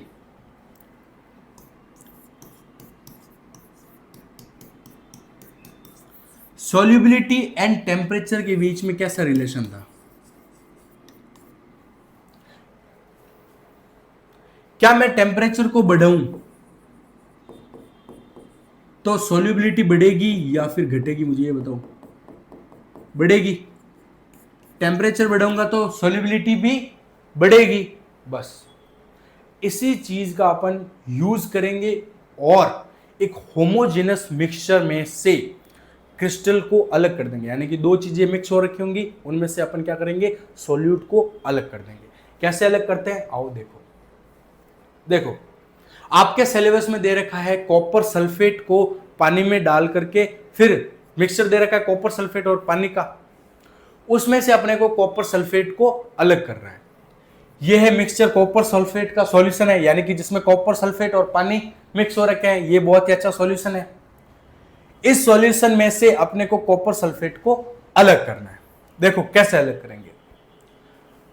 इस कॉपर सल्फेट के सॉल्यूशन को अपन लेके जाएंगे इस वाटर बाथ के अंदर। वाटर बाथ होता है क्या, कुछ नहीं होता है, एक नॉर्मल सा प्याला होता है। ये क्या है, प्याला। इस प्याले के अंदर भरा हुआ होता है पानी और नीचे इसके लगा दिया बर्नर, यानी कि इसके नीचे लगा दिया आग। अब जैसे ही आग लगाएंगे तो ये जो पास वाला पानी है वो भी हीट होगा। अब क्या कर दिया आपने, इस बीकर को, ये जो सॉल्यूशन है इसको इस पानी के अंदर रख दिया, तो ये पानी के अंदर नहा रहा है। देखो ये नहा रहा है ना, गर्म बाथटब है उसके अंदर ये बैठा है, तो इसलिए अपन इसको बोल दिया वाटर बाथ। अब इसके अंदर ये बैठा है और ये होती है ग्लास रॉड। क्या होती है, ग्लास रॉड, कांच की रॉड। कांच की रॉड क्यों यूज में लेते हैं, कांच की रॉड अपन इसलिए यूज में लेते हैं कि अगर अपन कोई दूसरा मेटल यूज में लेंगे तो उसके साथ रिएक्शन कर देगा ना भाई, सॉल्यूशन खराब हो जाएगा, इसलिए अपन ग्लास की रॉड यूज करते हैं। अब देखो अपन इसको हीट कर रहे हैं, तो ये जो अंदर का जो सॉल्यूशन है कॉपर सल्फेट वाला सॉल्यूशन, वो भी क्या हो रहा है, हीट हो रहा है, गर्म हो रहा है। अब अपन क्या करेंगे, इसके अंदर थोड़ा सा और कॉपर सल्फेट डालेंगे। तो मुझे एक बात बताओ, जैसे जैसे टेम्परेचर बढ़ता है सॉल्युबिलिटी भी बढ़ती है ना। तो अगर मान लीजिए इस सॉल्यूशन की सैचुरेशन पॉइंट आ रखा था कि भाई इसके अंदर और ज्यादा कॉपर सल्फेट नहीं घुलेगा। तो जैसे ही टेम्परेचर बढ़ाया तो अब इसकी सोल्युबिलिटी बढ़ गई, तो जो ये मैं एक्स्ट्रा कॉपर सल्फेट डाल रहा हूं वो क्या होगा, इसके अंदर डिसोल्व होगा। इसके अंदर डाला कॉपर सल्फेट और इसको मैं डिसोल्व कर रहा हूं, और डाला और डिसोल्व कर रहा हूं, तो डिसोल्व हो रहा है हो रहा है हो रहा है हो रहा है। तो मान लो जब ये 20 डिग्री सेंटीग्रेड पर था कॉपर सल्फेट का सॉल्यूशन, उस समय पर मान लो 10 ग्राम कॉपर सल्फेट CuSO4 क्या हो रहा था, डिसोल्व था इसके अंदर, ठीक है, डिसोल्व था। अब मैंने 20 डिग्री सेंटीग्रेड से टेम्परेचर कर दिया 40 डिग्री सेंटीग्रेड, तो अब जो है वो 20 ग्राम कॉपर सल्फेट क्या हो रहा है, डिसोल्व हो रहा है। क्यों? क्योंकि टेम्परेचर बढ़ा दिया, टेम्परेचर बढ़ाया तो सोल्युबिलिटी भी क्या हो गई, बढ़ गई। तो मैंने क्या किया, 40 डिग्री सेंटीग्रेड किया, जहां पर 10 ग्राम कॉपर सल्फेट घुला हुआ था, अब कितना घुल रहा है, 20 ग्राम। बस मैंने 20 ग्राम घोल दिया, यानी कि 10 ग्राम एक्स्ट्रा घोल दिया। अब मैंने क्या किया, जो ये 20 ग्राम कॉपर सल्फेट घुला हुआ है उस सॉल्यूशन को साइड में उतार दिया, नीचे उतार दिया। अब मैं इसके टेम्परेचर को 40 से वापस किसके ऊपर लेके जा रहा हूं, 20 डिग्री सेंटीग्रेड पर लेकर के जा रहा हूं। तो मैं क्या करूंगा, इसको जैसे जैसे ठंडा करूंगा तो ये इसका टेम्परेचर गिरेगा तो उस सॉल्यूशन की सोल्युबिलिटी भी क्या होगी, कम होगी। पहले कितना 20 ग्राम था 40 डिग्री सेंटीग्रेड टेम्परेचर पर, जैसे ही टेम्परेचर 40 से वापस 20 डिग्री पे आएगा, इसकी सोल्युबिलिटी वापस कितनी हो जाएगी, 10 ग्राम। यानी कि जो 10 ग्राम अपन ने एक्स्ट्रा घोली थी वो वापस क्रिस्टल के फॉर्म में अलग हो जाएगी। समझ में आया? जो ये 20 ग्राम घुली हुई थी, किसकी वजह से घुली हुई थी, इस टेम्परेचर की वजह से घुली हुई थी। जैसे ही टेम्परेचर को ठंडा किया तो वो जो एक्स्ट्रा घुला हुआ कॉपर सल्फेट था 10 ग्राम, वो क्या हो जाएगा, उस सॉल्यूशन से अलग हो जाएगा, क्योंकि वो अब उसके अंदर नहीं घुल रहा है। इस तरीके से फिर अपन फिल्टर पेपर लेंगे और इस तरीके से उसको छान लेंगे। तो जैसे जैसे ये है जो सॉल्यूशन होगा वो तो इस बीकर के अंदर आ जाएगा, हॉट सॉल्यूशन, और इस पेपर के ऊपर अपने को ये क्या मिल गया, कॉपर सल्फेट का क्रिस्टल मिल गया। ये क्या है, कॉपर सल्फेट के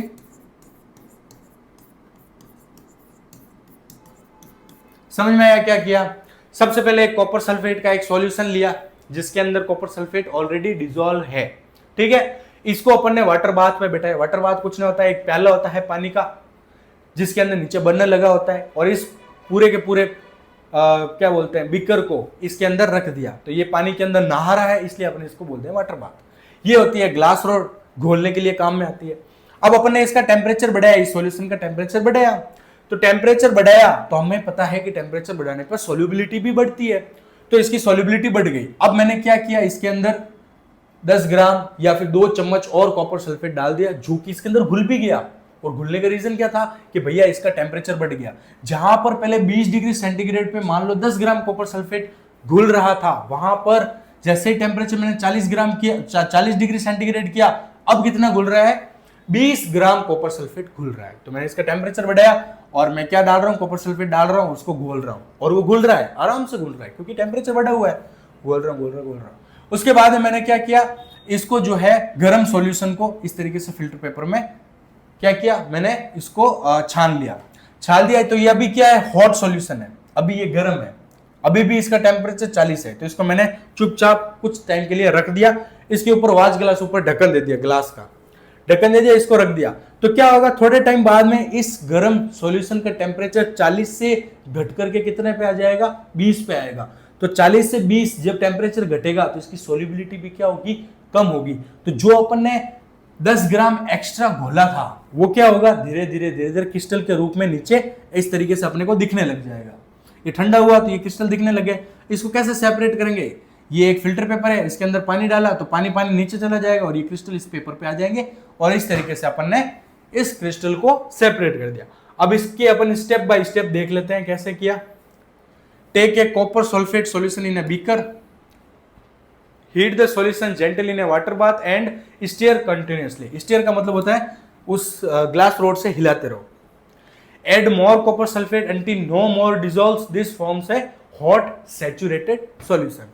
कि भाई अपन इसके अंदर कॉपर सल्फेट मिलाते जा रहे हैं जब तक कि घुलना बंद ना हो जाए। गर्म कर रहे हैं और उसके अंदर कॉपर सल्फेट डालते जा रहे हैं और वो घुलता जा रहा है। एक टाइम बाद में और कॉपर सल्फेट नहीं घुलेगा, उसको अपन क्या बोलते हैं, सैचुरेट पॉइंट। तो ये सैचुरेटेड सॉल्यूशन मिल गया जब अपन इसको गर्म किया। अब क्या करते हैं, filter the hot solution to remove insoluble impurities. अब जो गरम गरम सॉल्यूशन है उसको अपन ने क्या किया, एक बार छान लिया ताकि कोई थोड़ी बहुत इंप्योरिटी है वो अलग हो जाए। अब collect the clear filtrate in a clean beaker and cover it A watch glass. अब उस सॉल्यूशन को जो कि अभी गर्म है उसको चुपचाप रख दिया ठंडा होने के लिए, और क्या होगा उसके बाद में, allow the solution to cool slowly without disturbing it. उसको डिस्टर्ब मत करो, चुपचाप ठंडा होने के लिए रख दो। After some time blue crystals of copper sulphate are form. कुछ टाइम बाद में वो ब्लू कलर के कॉपर सल्फेट अपने को देखने को मिलेंगे। Filter and wash the crystals with a cold water, dry the crystals on a watch glass. अब जब क्रिस्टल बन गए तो अपन फिल्टर पेपर से पानी पानी अलग कर देंगे और जो क्रिस्टल है वो उस पेपर पे आ जाएंगे और उसको थोड़ी देर सूखने के लिए रख देंगे तो अपने को क्रिस्टल मिल जाएंगे। तो ये थी प्रोसेस ऑफ क्रिस्टलाइजेशन। क्रिस्टलाइजेशन पढ़ लिया अपन ने। चलो, और क्रिस्टलाइजेशन का प्रिंसिपल क्या था, on the basis of saturation point at different temperature. किसके बेसिस पर, कि भाई सैचुरेशन जो पॉइंट जो होता है वो अलग अलग टेम्परेचर पर अलग अलग होता है, उसका अपन ने यूज किया और इस कॉपर सल्फेट को सॉल्यूशन से अलग कर दिया। ठीक है, आगे बढ़े। अब है भैया डिस्टिलेशन। डिस्टिलेशन क्या होता है, इसकी डेफिनेशन देखते हैं पहले। Distillation method, distillation is a method used to separate a pure liquid from a solution by heating and then cooling the vapor to convert it back into liquid। अब इसका principal क्या है कि भाई किस प्रिंसिपल पर ये डिस्टिलेशन बेस्ड है, उसका प्रिंसिपल देखो, on the basis of different boiling points of substance. Boiling point different होंगे, लेकिन इसको थोड़ा सा अपन समझते हैं। ये है एकदम बोलते हैं फॉर्मल लैंग्वेज, अपन इनफॉर्मल लैंग्वेज से समझते हैं। देखो, हमें पता है कि पानी का बॉइलिंग पॉइंट कितना होता है। बॉइलिंग का मतलब ये होता है कि जब पानी भाप बन करके उड़ रहा होता है उसको बोलते हैं बॉइल हो रहा है। तो पानी का जो बॉइलिंग पॉइंट होता है वो होता है 100 डिग्री सेंटीग्रेड। आपको पता है ना, 100 डिग्री सेंटीग्रेड। अब मान लो पानी में मैंने डाल दिया अल्कोहल और मैंने बना दिया पैग। क्या बना दिया, पैग। मम्मी ये टीचर मेरे को पैग बनाना सिखा रहे हैं। अब देखो, पैग बनाना नहीं सिखा रहा मैं इसको बोलते हैं भाई नॉर्मल लैंग्वेज में तो थोड़ी सी। तो अब मैंने बना दिया पैग, पानी में अल्कोहल डाल दिया और पैग बना दिया। अब भैया एक बंदा आ गया और वो बोल रहा है नहीं, इसको अल्कोहल अलग करो, पानी अलग करो, मुझे पैग नहीं बनाना, मेरे को तो नीट पीनी है। मतलब अल्कोहल जो है उसको बिना पानी के पीना है। मैं नहीं पीता भाई, मैं ना अल्कोहल को प्रमोट करता, बट मैं आपको बता रहा हूं। ठीक है, वो कह रहे हैं भाई मेरे को तो बिल्कुल भी अल्कोहल के अंदर पानी नहीं चाहिए, अल्कोहल में से पानी निकालो, मुझे केवल अल्कोहल पीना है। तो फिर यहां पर ये प्रोसेस काम में लिया जाता है डिस्टिलेशन, जहां पर देखो दोनों ही किस फॉर्म में है, लिक्विड एंड लिक्विड फॉर्म में। ये भी लिक्विड फॉर्म है, ये भी लिक्विड फॉर्म है। तो यहां पर अपन इसको कैसे डिफरेंशिएट करेंगे, कैसे सेपरेट करेंगे, वो अपन देखते हैं। देखो, पानी का जो बॉइलिंग पॉइंट होता है वो होता है 100 डिग्री सेंटीग्रेड, यानी कि 100 डिग्री सेंटीग्रेड पर पानी भाप बनने लगता है। और अल्कोहल में मान लो अगर इथेनॉल है, मान लेते हैं इथे, यार ये स्पेलिंग मिस्टेक क्यों होती है मेरे से बार बार।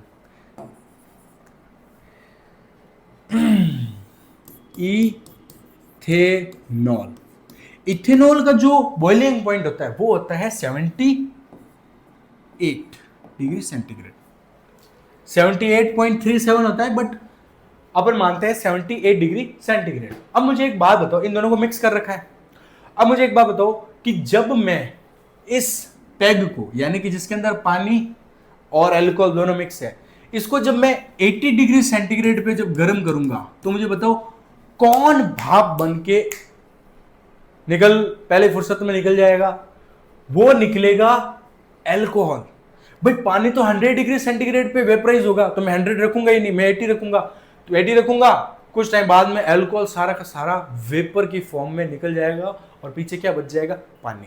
अब लेकिन प्रॉब्लम ये है कि मेरे को तो अल्कोहल चाहिए था, उस बंदे को तो अल्कोहल भी चाहिए कि भाई पानी अलग करो, अल्कोहल अलग करो, तो उसको अल्कोहल भी चाहिए। तो फिर मैं क्या करूंगा, अल्कोहल की जो भाप बन रही है उसको एक ट्यूब में लाऊंगा और आगे उसको ठंडा करके बीकर के अंदर अल्कोहल को इकट्ठा कर लूंगा। समझ में आया? तो ये किसके बेसिस पर अपन दो कंपाउंड को सेपरेट कर रहे हैं on the basis of boiling point. Boiling point दोनों कंपाउंड का क्या है, अलग अलग है। पानी का 100 है, इथेनॉल का 78 है। तो 78 है तो फिर मैंने क्या किया, मैंने इस सॉल्यूशन को यानी कि पैग को 80 डिग्री सेंटीग्रेड तक ही गर्म किया। 80, 81, 82, 81, 82, 83। तो जब मैं 80 और 85 के बीच में टेम्परेचर रख रहा हूं तो पानी को तो कुछ फर्क नहीं पड़ रहा, पानी बॉइल नहीं हो रहा है। बॉइल कौन हो रहा है, एल्कोहल। एल्कोहल किसमें, किसकी फॉर्म में बाहर निकल रहा है, वेपर की फॉर्म में। और इस वेपर को मैं ऐसे खुले में नहीं रख करके एक ट्यूब लगा लेता हूं, उस ट्यूब के अंदर वेपर आएगी और उस वेपर को मैं ठंडा कर दूंगा तो किसमें कन्वर्ट हो जाएगा, वो पानी के अंदर कन्वर्ट हो जाएगा। तो पानी बन गया, मतलब जो लिक्विड के अंदर कन्वर्ट हो जाएगा। तो जो इथेनॉल वेपर की फॉर्म में था, जब मैंने उसको ठंडा किया तो किसके फॉर्म में आ गया, वापस लिक्विड के फॉर्म में आ गया। और मैंने बीकर के अंदर उसको सेपरेट कर दिया। तो वाटर एंड इथेनॉल दोनों को मैंने क्या कर दिया, सेपरेट आउट कर दिया। चलो अब इसका प्रोसेस देख लेते हैं, इसकी डायग्राम देख लेते हैं, क्योंकि एग्जाम में तो भैया पैक बना के आओगे तो आपको एग बना के दे देगा टीचर। पैग और एग, एग का मतलब क्या होता है, अंडा, 0 शून्य। चलो देखें आगे। एग्जाम्पल है, mixture of water and ethanol is separated by this method. Water boiling point is 100 degree centigrade where ethanol boils at 78 degree centigrade. When we heat this solution at 80 degree centigrade, then ethanol turns into vapor but water remains in liquid state. चलो भाई अब आगे देखते हैं किस तरीके का setup होता है। देखो ये प्रोसेस आपको देखना है, ये आपको नहीं देखना है, ये फालतू है, ये फालतू है, इसको छोड़ो। देखो सेटअप क्या है, ये पूरा चैप्टर बेसिकली ना एक्सपेरिमेंटल टाइप का चैप्टर है, जिसके अंदर एक्सपेरिमेंट आप घर बैठे भी कर सकते हो अगर आपके पापा आपको अलाउ करे तो, ठीक है। क्योंकि आप खुद सोचो, आप उनका पैग खराब कर रहे हो, आप बैठे हो गिलास के अंदर पानी डाल रहे हो, उसके बाद में एल्कोहल डाल रहे हो। पापा है, पापा ने क्या कर रहा है बेटा, पापा मैं तो एक्सपेरिमेंट कर रहा था, तो ये अच्छा नहीं है। चलो अब देखो ये सेटअप कैसा है वो अपन देखते हैं। ये है एक बॉइलिंग फ्लास्क। क्या होता है बॉइलिंग फ्लास्क, अरे कुछ नहीं होता, ग्लास का बना हुआ होता है ये इस तरीके का, नीचे इतना बड़ा सा इसका क्या होता है, स्पेस होता है जहां पर गोल, यहां पर अपन सॉल्यूशन रखते हैं। ये नीचे बर्नर है या फिर इसको अपन बोलते हैं, ये बोलते हैं हीटिंग मेंटल। हीटिंग मेंटल अगर आपको याद नहीं रहे तो आप याद रखो, यहां पर एक बर्नर लगा हुआ है, ठीक है। इस बर्नर से ये जो अंदर सॉल्यूशन है वो क्या होगा, गर्म हो रखा होगा। यहां पर ऊपर से अपन ने इसको क्या कर दिया, बंद कर दिया और यहां पर लगा दिया थर्मामीटर। क्यों लगाया थर्मामीटर, क्या जरूरत पड़ी थर्मामीटर की, अरे भैया पता कैसे चलेगा, पता चला कि आपने यहाँ पे नीचे टेम्परेचर बढ़ाया और कर दिया 110 डिग्री सेंटीग्रेड, पानी भी चला गया, एल्कोहल भी चला गया, इथेनॉल भी चला गया। तो ऐसा काम नहीं करना, अपने यहाँ पे क्या रखेंगे, थर्मामीटर लगा के रखेंगे और थर्मामीटर के पास में इस तरीके से सील कर देंगे, नहीं तो यहां से ये भाप बन के उड़ जाएगा इथेनॉल, इसलिए यहां से सील कर दिया, थर्मामीटर लगा दिया। और यहां पे एक ट्यूब रखी, इस ट्यूब को आगे ले जाकर के इस तरीके से, ये है एक डिस्टल फ्लास्क या आप समझ लो बीकर, उसके अंदर अपन ने इस पाइप को छोड़ दिया, इस ट्यूब को छोड़ दिया। और इस ट्यूब के पास में आपको ये जो दिख रहा है नीले नीले कलर की, इसको बोलते हैं कंडेंसर। कंडेंसर का मतलब ये होता है कि जब इसके अंदर भाप गर्म होके आ रही होगी तो इस भाप को ठंडा करने के लिए कुछ तो चाहिए होगा, यहां पर फ्रिज नहीं लगा सकते, तो यहां पर क्या करते हैं, ये दो पाइप लगा दिया जिसको बोलते हैं कंडेंसर। इस कंडेंसर के अंदर क्या चलता है, पानी। ये पानी इस ट्यूब के अंदर मिक्स नहीं होता है, ये बस इस ट्यूब की दीवारों से अटैच होता है, इसकी जो वॉल्स है इसके साथ अटैच है। यहां से पानी अंदर जा रहा है, ठंडा पानी, और इस ट्यूब को ठंडा कर रहा है और यहां से वापस बाहर निकल रहा है। पानी अंदर गया, इस ट्यूब को ठंडा किया, बाहर निकल गया। इस पानी का इसके साथ कोई रोल नहीं है, अगर रोल होता तो ये वेपर बनाई वापस पानी मिक्स हो जाता, तो फिर अपनी मेहनत खराब हो जाती। तो चलिए ये देख, सेटअप देख लिया आपने। अब कैसे प्रोसेस होता है देखो, ये है पैग, इसमें डाल रखा है पैग। पैग का मतलब है वाटर एंड इथेनॉल दोनों को मिक्स करके इस फ्लास्क के अंदर अपन ने डाल दिया। और फिर यहां से अपन ने इस बर्नर को ऑन किया या फिर हीटिंग मेंटल को ऑन किया और टेम्परेचर बढ़ाया। और यहां पे अपन थर्मामीटर पर क्या कर रहे हैं, नोट कर रहे हैं टेम्परेचर कितना है, 50, 60, 70, 80, 82, 82, 83, बस 82, 83 पे टेम्परेचर सेट कर दिया, इससे ज्यादा अपने को टेम्परेचर नहीं चाहिए। अब अपन देखते हैं थोड़े टाइम बाद में यहाँ से भाप बननी स्टार्ट होती है, वेपर बननी स्टार्ट होती है, और ये वेपर बनी आगे कहीं जा नहीं सकती, तो इस ट्यूब से होके जाएगी, और इस ट्यूब के अंदर ये पानी बह रहा है पास में, तो इस वेपर को ठंडा करेगा। तो वेपर जब ठंडी होती है तो उसको क्या बोलते हैं? कंडेंसेशन। वेपर किस में बदल रही है? लिक्विड में बदल रही है, उसको क्या बोलते हैं? कंडेंसेशन। तो वेपर जो अभी गैस फॉर्म में थी वो किस फॉर्म में बदल गई? लिक्विड फॉर्म में बदल गई। थोड़े टाइम बाद में पूरी तरीके से ये आपको इथेनॉल मिल गया एकदम प्योर फॉर्म में, और वाटर मिल गया प्योर फॉर्म में। अब जिसको भाई ये प्योर फॉर्म वाला पीना था वो उसको पी सकता है। यहां पर लिखे हुए हैं प्रोसेस, आप देख सकते हैं। आगे बढ़े, चलो।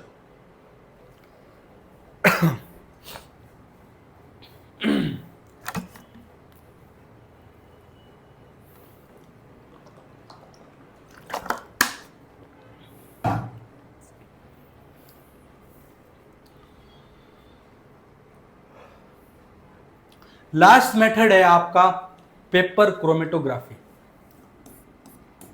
अभी तक अपन कैसे मिक्सचर को सेपरेट कर रहे थे? होमोजीनस। ये भी होमोजीनस को सेपरेट करेगा, याद रखना, भूल मत जाना। होमोजीनस मिक्सचर को क्या कर रहे हैं अपन? सेपरेट कर रहे हैं। अब सबसे लास्ट मेथड यही है आपके पेपर क्रोमेटोग्राफी। पहले इसको समझते हैं, ये बहुत ही अच्छा है, समझने लायक है, इसको समझते हैं। पेपर क्रोमेटोग्राफी जो मेथड है वो बेसिकली यूज करता है सॉल्वेंट के साथ सॉल्युबिलिटी पर। क्या मतलब हुआ? देखो, जब एक मिक्सचर आपको दे रखा होगा, जैसे कि यहां पर अपन जो है इस मेथड से अपन सेपरेट करेंगे ब्लैक इंक को। ब्लैक इंक जो होती है आप देखते हो, ब्लैक इंक जो होती है उसके अंदर कई सारे कलर मिक्स्ड होते हैं, ठीक है। ब्लैक इंक के अंदर बहुत सारे कलर मिक्स्ड होते हैं, तो उन कलर को अपने को क्या करना है? सेपरेट करना है। तो वो सेपरेट कैसा होगा समझो। ये जो ब्लैक इंक है वो पानी के साथ जैसे ही कांटेक्ट में आती है तो इसके अंदर जो घुली हुई डाइज है या जो घुले हुए कलर्स हैं वो पानी के साथ क्या होता है? सॉल्युबिलिटी शो करता है। अब जितना ज्यादा पानी के साथ सॉल्युबल होगी जो डाई, वो पानी के साथ उतनी ऊपर जाएगी, और जो कम सॉल्युबल होगी वो कम ऊपर जाएगी। बस यही है इसका बेस। इस मेथड का बेस क्या है कि भाई जो सॉल्वेंट है उसके साथ सॉल्युबिलिटी कितनी ज्यादा है अपने पास जो मिक्सचर है और कितनी कम है। अब इसको समझते हैं, आओ। This method separate mixture on the basis of solubility with the solvent. The more soluble substance move far on the paper, whereas low soluble substance move less on the paper. अब ये पेपर का क्या लफड़ा है क्या नहीं है वो अभी अपन देखते हैं, बहुत ही आराम से समझाऊंगा। उससे पहले देखो, separation of different dyes present in black ink. इस मेथड से अपन क्या क्या सेपरेट कर सकते हैं? ब्लैक इंक के अंदर बहुत सी डाइज होती है, येलो डाई, ऑरेंज डाई या फिर ब्लू डाई। तो ये सारी इस ब्लैक इंक के अंदर होती है, अपने को दिखती नहीं है, लेकिन इसीलिए तो अपन इसमें से उन डाइज को सेपरेट करेंगे। तो ब्लैक इंक से डाई सेपरेट करने के लिए अपन कौन सा मेथड यूज करेंगे? Paper chromatography. Separation of pigment from plant leaves. अगर प्लांट लीव्स के अंदर आपको पता होगा कि क्या होते हैं? पिगमेंट होते हैं, जैसे ज़ेंथोफिल हो गया, क्लोरोफिल हो गया, कैरोटीन हो गया। कैरोटीन बेसिकली ऑरेंज कलर का होता है, ज़ेंथोफिल जो होता है वो हल्का लाल कलर का होता है, क्लोरोफिल नीले कलर का होता है। तो प्लांट लीव्स के अंदर ये सारे के सारे क्या है? पिगमेंट है। तो उनको भी अपन सेपरेट कर सकते हैं पेपर क्रोमेटोग्राफी की हेल्प से। अब आपके सिलेबस में है ब्लैक इंक, ये प्लांट लीव्स आपके सिलेबस में नहीं है, तो इसको अपन नहीं करेंगे। अब देखते हैं कि ब्लैक इंक को कैसे सेपरेट करेंगे।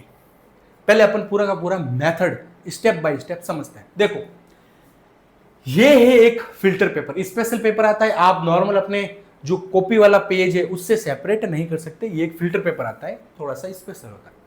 आप क्या करो, एक फिल्टर पेपर आपने लिया, ये है फिल्टर पेपर, ठीक है। अब आपको क्या सेपरेट करना है? ब्लैक इंक से डाई सेपरेट करना है। तो आप क्या करो, इस फिल्टर पेपर के बॉटम से 2 सेंटीमीटर ऊपर, मतलब यहां पर लाइन नहीं ड्रॉ करनी है, 2 सेंटीमीटर ऊपर आपको पेंसिल से एक हॉरिजॉन्टल लाइन ड्रॉ करनी है इस तरीके से। ये देखो पेंसिल लाइन। अब आपका सवाल होगा पेंसिल से ही लाइन क्यों ड्रॉ की, पेन से क्यों नहीं? अरे मेरे भाई पेन में भी तो डाई होती है, अपने को डाई को सेपरेट नहीं करना है। अब देखो ये जो पेंसिल है, ये जो पेंसिल है वो वाटर के साथ डिसॉल्व नहीं होती है, वाटर इसका कुछ नहीं बिगाड़ेगा, ये है जैसे कि जैसे रहेगी। अगर ये भी पानी के साथ डिसॉल्व हो गई तो फिर भैया क्या मतलब, अपना स्पॉट और ये पेंसिल दोनों मिक्स हो जाएंगे और अपना एक्सपेरिमेंट फेल हो जाएगा। इसलिए अपन पेंसिल से लाइन ड्रॉ करते हैं, क्योंकि पेंसिल पानी के साथ सॉल्युबिलिटी शो नहीं करता है, पानी इसके साथ कुछ भी छेड़छाड़ नहीं करेगा। अभी लाइन ड्रॉ की, नीचे से 2 सेंटीमीटर, बॉटम से 2 सेंटीमीटर ऊपर ड्रॉ की, और इसके बीच में सेंटर पॉइंट पर अपन ने ब्लैक इंक का एक क्या लगा दिया, स्पॉट लगा दिया। स्पॉट का मतलब क्या होता है, एक सेकेंड कलर दूसरा लेता हूं मैं।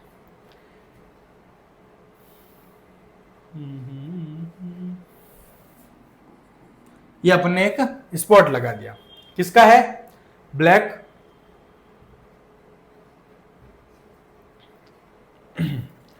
अपन ने ब्लैक इंक का एक स्पॉट लगा दिया, ये देखो ब्लैक इंक का एक स्पॉट लगा दिया। अब अपन ने क्या किया, इस फिल्टर पेपर को अपन ने उठाया और एक बीकर जिसके अंदर पानी भरा हुआ है, ये क्या है, सॉल्वेंट है, ये पानी भरा हुआ है। सॉल्वेंट क्यों है, क्योंकि यही तो इस ब्लैक इंक को अपने अंदर डिसॉल्व करेगा, इसलिए इस वाटर को अपन क्या बोलते हैं, सॉल्वेंट, क्योंकि ये वाटर इस इंक को अपने अंदर डिसॉल्व करेगा और सेपरेट करेगा डाइज को। तो इस तरीके से इस पेपर को अपन ने इसके अंदर डुबो दिया पानी के अंदर। याद रखना पानी यहां तक ही आना चाहिए, ये स्पॉट पूरी तरीके से पानी में नहीं डूबना चाहिए। अपन ने थोड़ा बहुत पेपर इसके अंदर जो डूब रहा है उसको ऐसे छोड़ दिया। अब थोड़े टाइम बाद में क्या होगा, पानी इस पेपर के ऊपर रन करेगा, ऐसे चढ़ेगा। तो पानी चढ़ रहा है, ऊपर चढ़ रहा है, ऊपर चढ़ रहा है, ऊपर चढ़ रहा है, और यहां तक पानी देखो इसके ऊपर चढ़ गया। पानी अपने आप ऊपर रन करेगा, अपन ने इसको छोड़ दिया है, पानी अपने आप उसके ऊपर रन करेगा। अब जैसे ही पानी इस ब्लैक इंक के कांटेक्ट में आएगा तो वाटर क्या करेगा, इसके साथ जो डाइज होगी उसको अपने अंदर घोल लेगा, उसको अपने अंदर घोल करके वो क्या कर देगा, इस पेपर पे पानी इन डाइज को सेपरेट कर देगा। यहां तक समझ में आ गई। अब देखो इस ब्लैक इंक के अंदर जो डाइज थी उनमें से जो डाई पानी के साथ ज्यादा सॉल्युबल होगी वो इस पानी के साथ ज्यादा ऊपर तक जाएगी, और जो कम सॉल्युबल होगी वो इस पानी के साथ कम क्या होगी, कम दूरी तय करेगी। मान लो जो सॉल्युबल है वो ज्यादा ऊपर चला गया और जो कम सॉल्युबल है वो नीचे रह गया। तो यहां पर इस तरीके से कुछ टाइम बाद में अपने को कलर शो होंगे, ये डाइज जो है वो सेपरेट हो गई। अब यहां पे मुझे बताओ, ये येलो कलर आपको दिखाई दे रहा है, येलो, ये आपको पिंक कलर दिखाई दे रहा है, और ये आपको ब्लू कलर दिखाई को दे रहा है। मुझे एक बात बताओ, इन तीनों कलर में से सबसे ज्यादा सॉल्युबल वाटर के साथ कौन था, येलो डाई थी, पिंक डाई थी, या फिर ब्लू डाई थी? अब सोच के बताओ। ज्यादा सॉल्युबल था येलो डाई। क्यों? क्योंकि येलो डाई सॉल्युबल थी, इसी वजह से तो इस पेपर के ऊपर ज्यादा दूर तक चली गई, वाटर के साथ सॉल्युबल थी तो पानी इसको अपने साथ बहुत ज्यादा ऊपर तक ले गया। और ब्लू कलर की जो डाई थी वो कम सॉल्युबल थी, इसलिए वो ज्यादा ऊपर तक रन नहीं कर पाई और इस पेपर के बॉटम से थोड़ा ऊपर तक ही वो जा पाई। इस तरीके से वो यहीं पर रह गए। और पिंक जो है वो ठीक ठाक सॉल्युबल है तो वो यहाँ बीच में आ गया। इस तरीके से डाई सेपरेट हो गई, और यहां से अपन बता सकते हैं कि येलो डाई जो है वाटर के साथ ज्यादा सॉल्युबल है, पिंक मॉडरेट है, ब्लू लेस सॉल्युबल है, किसके साथ, वाटर के साथ। तो इस तरीके से अपन ने डाइज को सेपरेट कर दिया। अब यहाँ पे आपने मेथड देख ही लिए होंगे, स्टेप देख लेते हैं अपन, प्रोसीजर क्या है। एक small spot of black ink is placed at the pencil line near the bottom of the filter paper. Bottom paper लिया, नीचे से 2 सेंटीमीटर ऊपर आप एक पेंसिल से एक लाइन ड्रॉ करो हॉरिजॉन्टल। पेंसिल से क्यों ड्रॉ करी, क्योंकि हम नहीं चाहते हैं कि भाई जो ये लाइन है वो भी अपने स्पॉट के साथ मिक्स हो जाए, पानी के साथ वो भी तो घुल सकती है, इसलिए पेंसिल यूज करते हैं, क्योंकि पेंसिल पानी के अंदर नहीं घुलती। तो ये लाइन ड्रॉ की, उसके बीच में अपन ने स्पॉट लगाया, किसका, ब्लैक इंक का, जिसको अपने को सेपरेट करना है, लगाया। उसके बाद में इस फिल्टर पेपर को अपन उठा करके ले गए बीकर में, इस तरीके से लगाया, नीचे पानी भर दिया और इसको ऐसे थोड़ा सा डुबा दिया। याद रखो ये जो स्पॉट है ये पानी के अंदर डिप नहीं होना चाहिए। इसका बॉटम वाला छोटा सा पार्ट ही पानी के अंदर डिप होना चाहिए। उसको छोड़ दो, थोड़े टाइम बाद में पानी इसके ऊपर पेपर के ऊपर रन करेगा, ऊपर चढ़ेगा। उसके बाद में जैसे ही थोड़े टाइम बाद में आप देखोगे तो आपको डाई सेपरेट होती हुई दिखाई देगी। तो ये देखो डाई सेपरेट होती हुई आपको दिख रही है। इनमें से अपन एक बात बोल सकते हैं कि जो डाई इस पेपर के सबसे ऊपर वाले पार्ट पर है वो पानी के साथ ज्यादा सोल्यूबल थी, सॉल्वेंट के साथ ज्यादा सोल्यूबल थी, इसीलिए इस पेपर के ऊपर ज्यादा रन कर पाई। और जो लेस सोल्यूबल थी वो नीचे रह गई, जो मॉडरेट थी वो बीच में आ गई। इस तरीके से अपन ने डाइज को सेपरेट कर दिया। तो इसका जो कह सकते हैं कि प्रिंसिपल है वो क्या है इस पूरे प्रोसीजर का? इस पूरे प्रोसीजर का प्रिंसिपल है कि सॉल्वेंट के साथ सोल्यूबिलिटी जितनी ज्यादा होगी वो उतना ज्यादा ऊपर जाएगा और जितनी कम होगी वो नीचे ही रहेगा। ठीक है, वो कम रन करेगा। तो on the basis of solubility with the solvent. तो यहां पर ये जो लाइन लिखी थी वो आपको समझ में आई या नहीं आई? अब ये लाइन आपको अच्छी तरीके से समझ में आएगी। ठीक है, this method separate mixture on the basis of solubility with the solvent. The more soluble substance move far on the paper. जितना ज्यादा soluble होगा वो दूर जाएगा, whereas low soluble substance move less on the paper. ठीक है, paper chromatography आपके खत्म।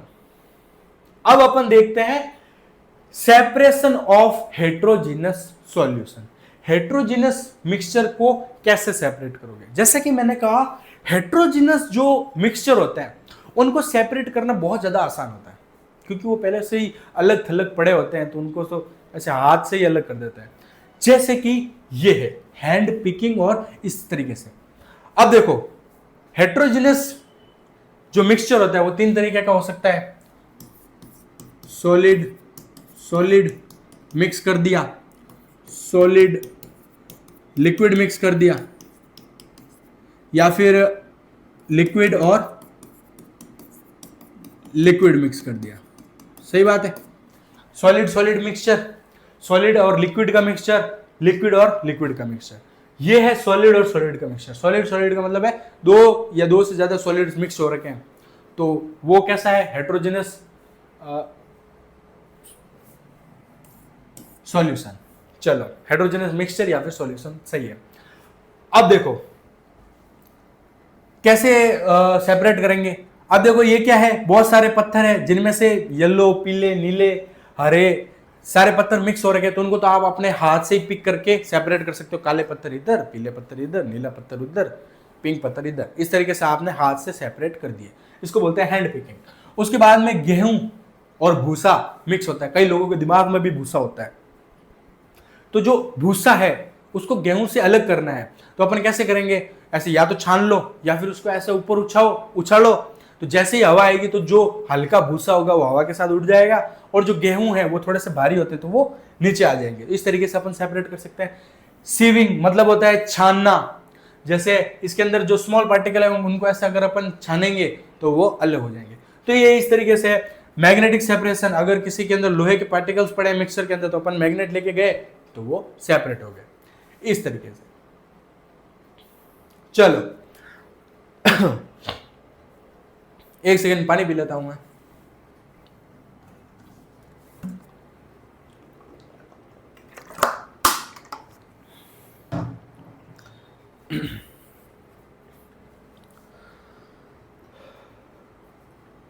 आगे बढ़ने से पहले एक टर्म मुझे आपको समझानी है। आप जानते हो सब्लिमेशन का मतलब क्या होता है या फिर डिपोजिशन का मतलब क्या होता है? क्या आपको पता है? नहीं पता है तो मैं आपको बताता हूं। देखो सब्लिमेशन का मतलब होता है कि जब कोई सॉलिड बिना लिक्विड में कन्वर्ट हुए, मतलब इस सॉलिड को अपन गर्म करो तो ये लिक्विड में नहीं बदलेगा, सीधा किस में चला जाएगा? गैस में। इस प्रोसेस को क्या बोलते हैं अपन? सब्लिमेशन। सॉलिड को गर्म किया तो बिना लिक्विड में बदले सीधा गैस में चला गया, और इसका उल्टा गैस को जब आप ठंडा करो तो बिना लिक्विड में कन्वर्ट हुए किसमें चेंज हो जाए? सीधे ही सॉलिड में। उसको क्या बोलते हैं? डिपोजिशन। एक दूसरे के उल्टे हैं। सॉलिड को जब अपन गर्म करेंगे गैस में बदल गया, और गैस को ठंडा किया तो सीधा ही सॉलिड में बदल गया। तो sublimation and deposition. Okay, example Kapoor. Kapoor देखा है आपने?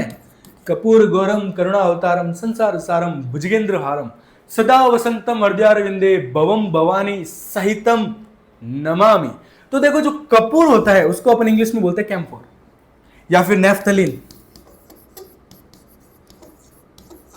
नेफ्थलीन जो होता है, ये दोनों ऐसे सब्सटेंस है जिनको आप अगर हीट करोगे तो ये सीधे किस में बदल जाएंगे? गैस में। पहले सॉलिड में होता है, फिर सीधे किस में बदल गया? गैस में। तो इस प्रोसेस को बोलते हैं सब्लिमेशन। और जब आप इन गैस को ठंडा करोगे, एक सेकेंड, सॉरी बीच में बोर्ड थोड़ा सा क्या है कि इसकी एक प्रॉब्लम है इस बोर्ड की, ये है ना, किसी को आगे बढ़ता हुआ नहीं देख सकता। मेरे को इसके ऊपर डाउट है, ये नहीं चाहता कि मैं इसके ऊपर पढ़ाऊं। तो ये क्या बीच में क्या है कि जब ऐसा फ्लो होता है तब ये बीच में कुछ ना कुछ आप मतलब कर देता है, तो इसको आप इग्नोर करो। अरे इसको इग्नोर मत करो, मतलब इसके ये जो कारनामे करता है उसको आप इग्नोर करो, इसके कारनामे को इग्नोर करो। चलो, क्या कह रहे थे अपन ये बोल रहे थे भाई, जो सॉलिड से गैस में बदल जाए सीधे उसको बोलते हैं सब्लिमेशन, और गैस से सॉलिड में बदल जाए उसको बोलते हैं डिपोजिशन। भाई मतलब ये लिक्विड स्टेट को स्किप कर देता है। ऐसे कौन करता है? तो वो है कपूर और naphthalene, camphor and naphthalene. Kapoor को जो है इंग्लिश में कैम्फोर बोलते हैं, ठीक है। अब मैंने ये क्यों बताया है आगे देखो। ये एक हेट्रोजेनस मिक्सचर है जिसके अंदर सॉलिड एंड सॉलिड मिक्स हो रखा है। हाथ से पिक कर दो, नहीं, यहीं पर तो एक कैच है।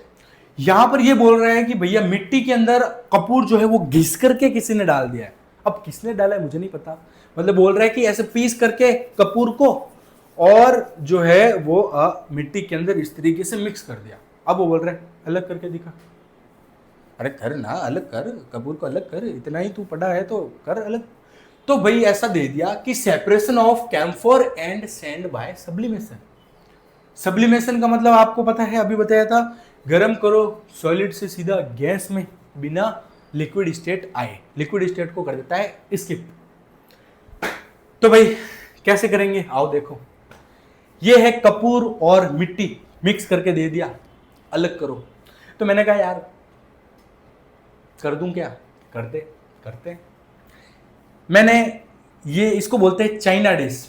चाइना डिश कुछ नहीं होती, ये मार्बल की बटकी होती है। बाट की मतलब समझते हो, कटोरी, मार्बल की बनी हुई कटोरी होती है, उसको बोलते थे चाइना डिश। इस चाइना डिश को मैंने रख दिया इस बर्नर के ऊपर, नीचे आग लगा दी, बर्नर है उसके ऊपर चाइना डिश रख दिया, और जो फनल होता है उसको उल्टा करके इसको ढक दिया, और इसकी जो ओपनिंग है ये उसके ऊपर मैंने लगा दिया कॉटन का प्लग, नहीं तो ये ऊपर उड़ जाएगा ना, तो कॉटन का प्लग लगा दिया। यानी कि मैंने कॉटन को हिंदी में क्या बोलते हैं, आप तो इंग्लिश मीडियम वाले हो, आपको पता है कॉटन मतलब कॉटन, हाँ, तो कॉटन का मैंने ऊपर प्लग लगा दिया।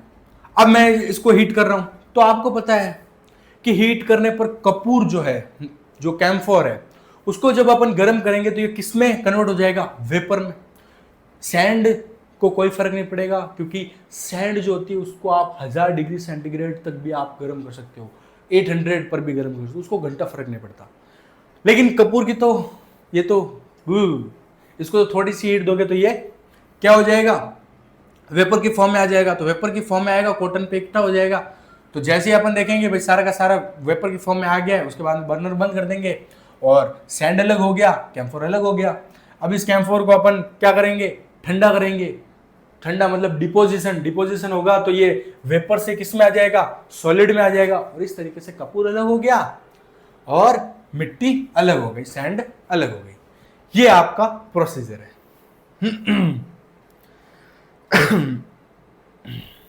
चलो, अब है लिक्विड एंड लिक्विड। मेरी राइटिंग समझ में तो आ रही है? नहीं सर, नहीं आ रही है। ये है भाई mixture of liquid and liquid, liquid plus liquid, ठीक है। देखो इसमें क्या है, पानी और तेल को मिक्स कर दिया, अब है तो हेट्रोजीनियस। हेट्रोजीनियस का मतलब होता है देखते ही पता चल रहा है। अब पानी और तेल की तो आपस में बिल्कुल भी नहीं बनती है, ये तो बिल्कुल भी एक दूसरे को देखना ही पसंद नहीं करते, और आपने इन दोनों को एक ही रूम में, एक ही फनल में बंद कर दिया, तो क्या ये एक साथ बैठे रहेंगे? क्या ये एक दूसरे के साथ घुल मिलेंगे? नहीं, नहीं घुल मिल सकते। इसलिए ये क्या होंगे, कोई ये पानी जो है इस तरफ मुंह करके खड़ा है और ऑयल इस तरफ मुंह करके खड़ा है, तो अपन देख के अरे क्या हुआ, तुम आप आपस में बात क्यों नहीं कर रहे? देख के पता चल रहा है। तो देखो भाई, इसने कहा कि भाई इमिसिबल, इमिसिबल का मतलब होता है जो आपस में मिक्स नहीं होते हैं, ऐसे लिक्विड को सेपरेट करना है, तो इसको बोलते हैं सेपरेटिंग फनल। सेपरेटिंग फनल कुछ नहीं होता है, इस तरीके का डूम शेप होता है जिसके नीचे नोजल लगी होती है। इसको क्या बोलते हैं अपन, पता है आपको? ये होता है स्टॉप कॉक, यानी कि टूटी नल, ये होता है नल लगा होता है। अब देखो इसके अंदर ऑयल जो होता है उसकी डेंसिटी कम होती है, पानी की डेंसिटी ज्यादा होती है, तो पानी नीचे है, ऑयल ऊपर है। अपने इसको ऐसे रखा, अब अपने को लेयर दिख रही है, ऑयल इधर अलग दिख रहा है अलग। हेट्रोजीनियस मिक्सचर का मतलब होता है आप देख कर के पता लगा सकते हो कि देखो अलग अलग बैठे। कुछ नहीं करना है, टूटी ऑन की, नल को ऑन किया, तो ये पानी निकल रहा है, निकल रहा है, निकल रहा है, निकल रहा है, निकल रहा है, बस बस बस बस रोक दो, ऑयल आ गया, बस पूरा पानी क्या हो गया, सेपरेट हो गया, पानी निकल गया। अब जैसे ही ऑयल आएगा अपने नल को बंद कर दिया तो पानी अलग हो गया। अब दूसरा बीकर लेके आओ, उस बीकर को नीचे रखो, वापस नल ऑन करो और इस ऑयल को निकाल दो, पानी अलग बीकर में निकाल लिया और ऑयल अलग बीकर में निकाल दिया, ये सेपरेट कर दिया। मैंने कहा था ना कि ये बहुत ही आसान है, हेट्रोजीनियस बहुत ज्यादा आसान है, क्योंकि हेट्रोजीनियस के अंदर दिक्कत ये है कि अपने को दिख रहे हैं, वो आपस में बहुत ही अच्छे तरीके से घुले मिले हुए नहीं है, तो घुले मिले नहीं है तो उनको सेपरेट करना आसान है। चलो आगे बढ़े। आप साथ ही साथ नोट कर रहे हो तो ठीक, अगर आप नोट नहीं कर रहे हो ना तो कोई दिक्कत वाली बात नहीं, मैं ये पीपीटी जो है वो डिस्क्रिप्शन में डाल दूंगा, तो डिस्क्रिप्शन से आप पीपीटी को आप ले सकते हो, पीडीएफ को, और पढ़ सकते हो। लेकिन मैं ये कहूंगा कि नोट्स आप अपने आप से बनाओ। लास्ट में मैंने क्वेश्चन भी बहुत अच्छे खासे करवाए हैं, तो उन क्वेश्चन को आप प्रैक्टिस करो, तो ये चैप्टर आपका क्रिस्टल क्लियर हो जाएगा। इस चैप्टर के अंदर कुछ भी नहीं है, मैं बता रहा हूं कुछ भी नहीं है, छोड़ो। अब अपन देखते हैं सस्पेंशन। सस्पेंशन होता क्या है? सस्पेंशन भी एक काइंड ऑफ हेट्रोजीनस मिक्सचर ही होता है। सस्पेंशन क्या है? Heterogeneous mixture. अब देखो, मिट्टी को पानी में डाल दोगे तो क्या होगा? क्या मिट्टी पानी के अंदर घुल जाएगी? ना, मिट्टी क्या होगी, पानी के जो बॉटम होता है उसके अंदर बैठ जाएगी इस तरीके से। इसको ही बोलते हैं सस्पेंशन। क्या होती है डेफिनेशन सस्पेंशन की, वो देख लेते हैं, उसके बाद में मैं आपको समझाता हूं कि सस्पेंशन होता क्या है। आओ देखो, a suspension is a heterogeneous mixture in which insoluble solid particles are dispersed in a liquid and can be seen with the naked eye. Sorry, मतलब कहने का मतलब ये है कि जब आप किसी पानी के अंदर या फिर किसी सॉल्वेंट के अंदर जब आप कोई चीज डालते हो, कंपाउंड डालते हो, आपने डाल, जैसे यहां पर पानी के अंदर अपन ने मिट्टी डाली, तो ये बोल रहा है कि जो पार्टिकल्स हैं वो पानी के अंदर घुलेंगे नहीं, ठीक है, पूरी तरीके से घुलेंगे नहीं, और वो क्या होंगे, पानी के अंदर फैले हुए रहेंगे, जैसे कि इस तरीके से ये घूम रहे हैं, देखो इस तरीके से। और इनको अपन नॉर्मल आईज से भी देख सकते हैं, यानी कि इनको देखने के लिए अपने को कोई स्पेशल गियर की जरूरत नहीं पड़ेगी, स्पेशल इक्विपमेंट की जरूरत नहीं पड़ेगी। तो इस तरीके के मिक्सचर को बोला जाता है सस्पेंशन, जिसमें जो सोल्यूट के जो पार्टिकल्स हैं वो डिस्पर्स्ड रहे लिक्विड में। ये लिक्विड स्टेट है, इसके अंदर जो ये सॉल्यूट के जो पार्टिकल्स है वो डिस्पर्स्ड है, यानी कि फैले हुए हैं, ठीक है। और इनको अपन नॉर्मल आई से भी देख सकते हैं। ये जो मडी वाटर है अपन ऐसे ही देख रहे हैं कि हाँ भाई इसके अंदर ये पार्टिकल्स तैर रहे हैं, इसी को क्या बोलते हैं, सस्पेंशन। इस तरीके के मिक्सचर को बोलते हैं सस्पेंशन। अब यहां पर एग्जांपल है sand and water, muddy water, मटमैला पानी।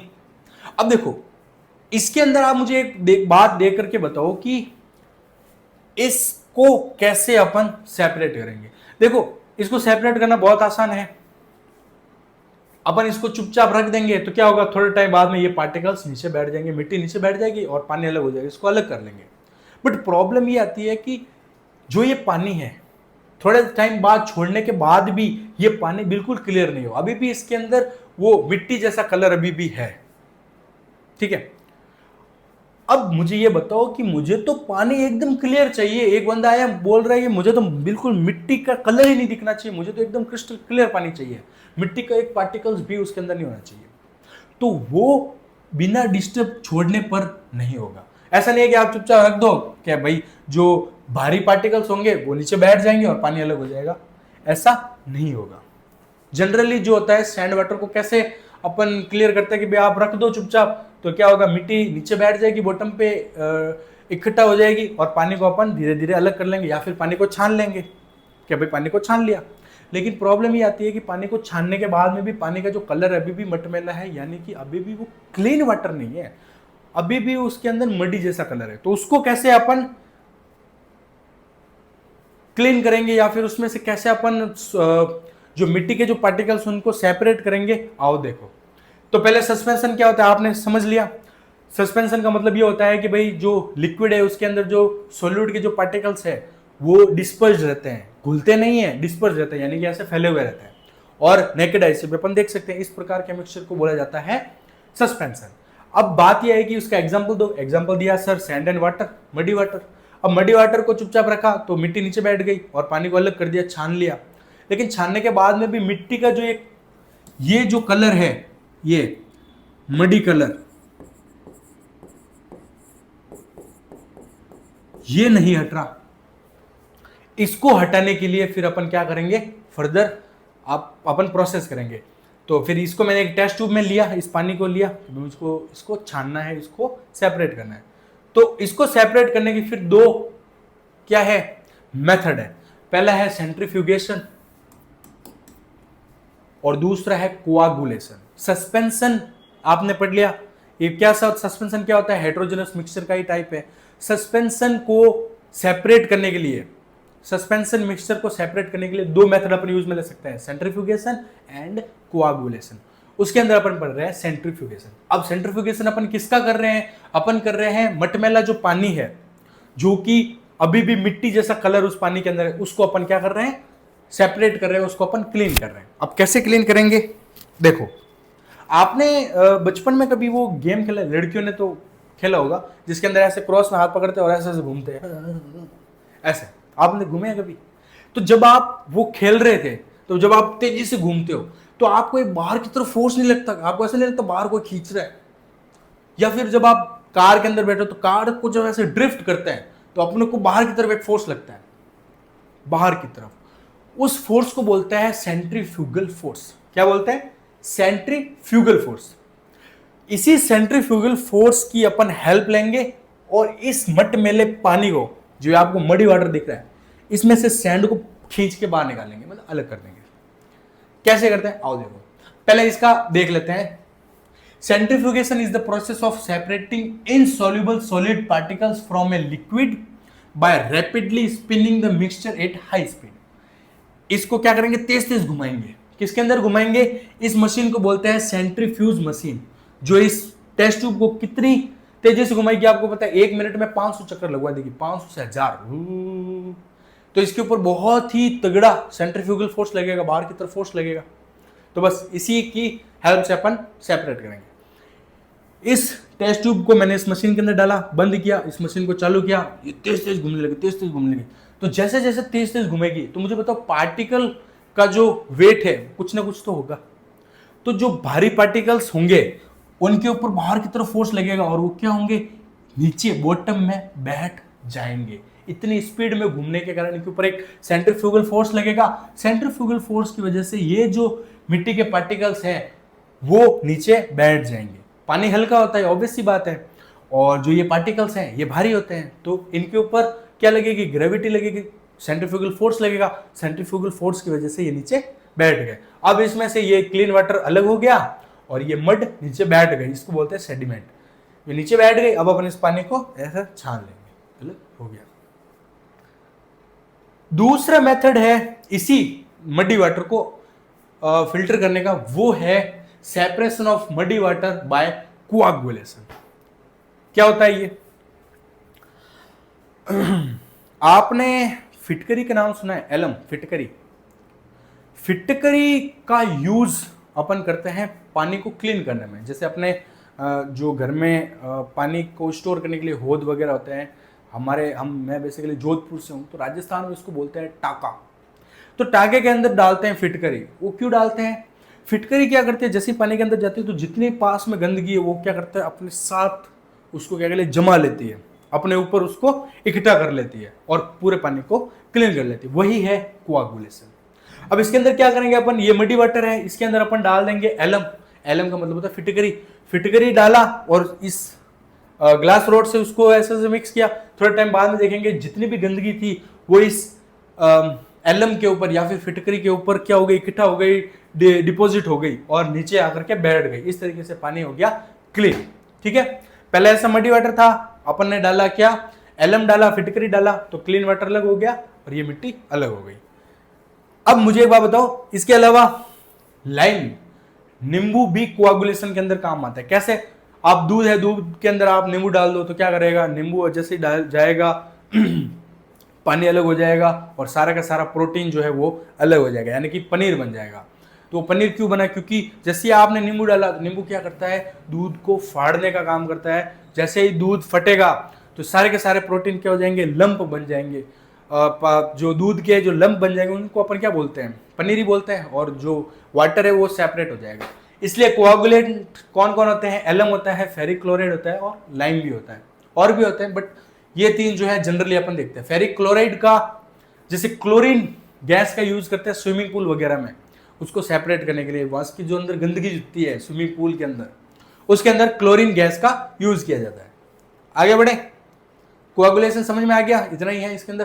देखो, coagulation is the process of adding a substance, जिसको बोलते हैं कोआगुलेंट, एलम हो, फेरिक क्लोराइड हो या लाइम हो, to muddy water which causes the fine suspended particles to stick together and form a large particles called flocks.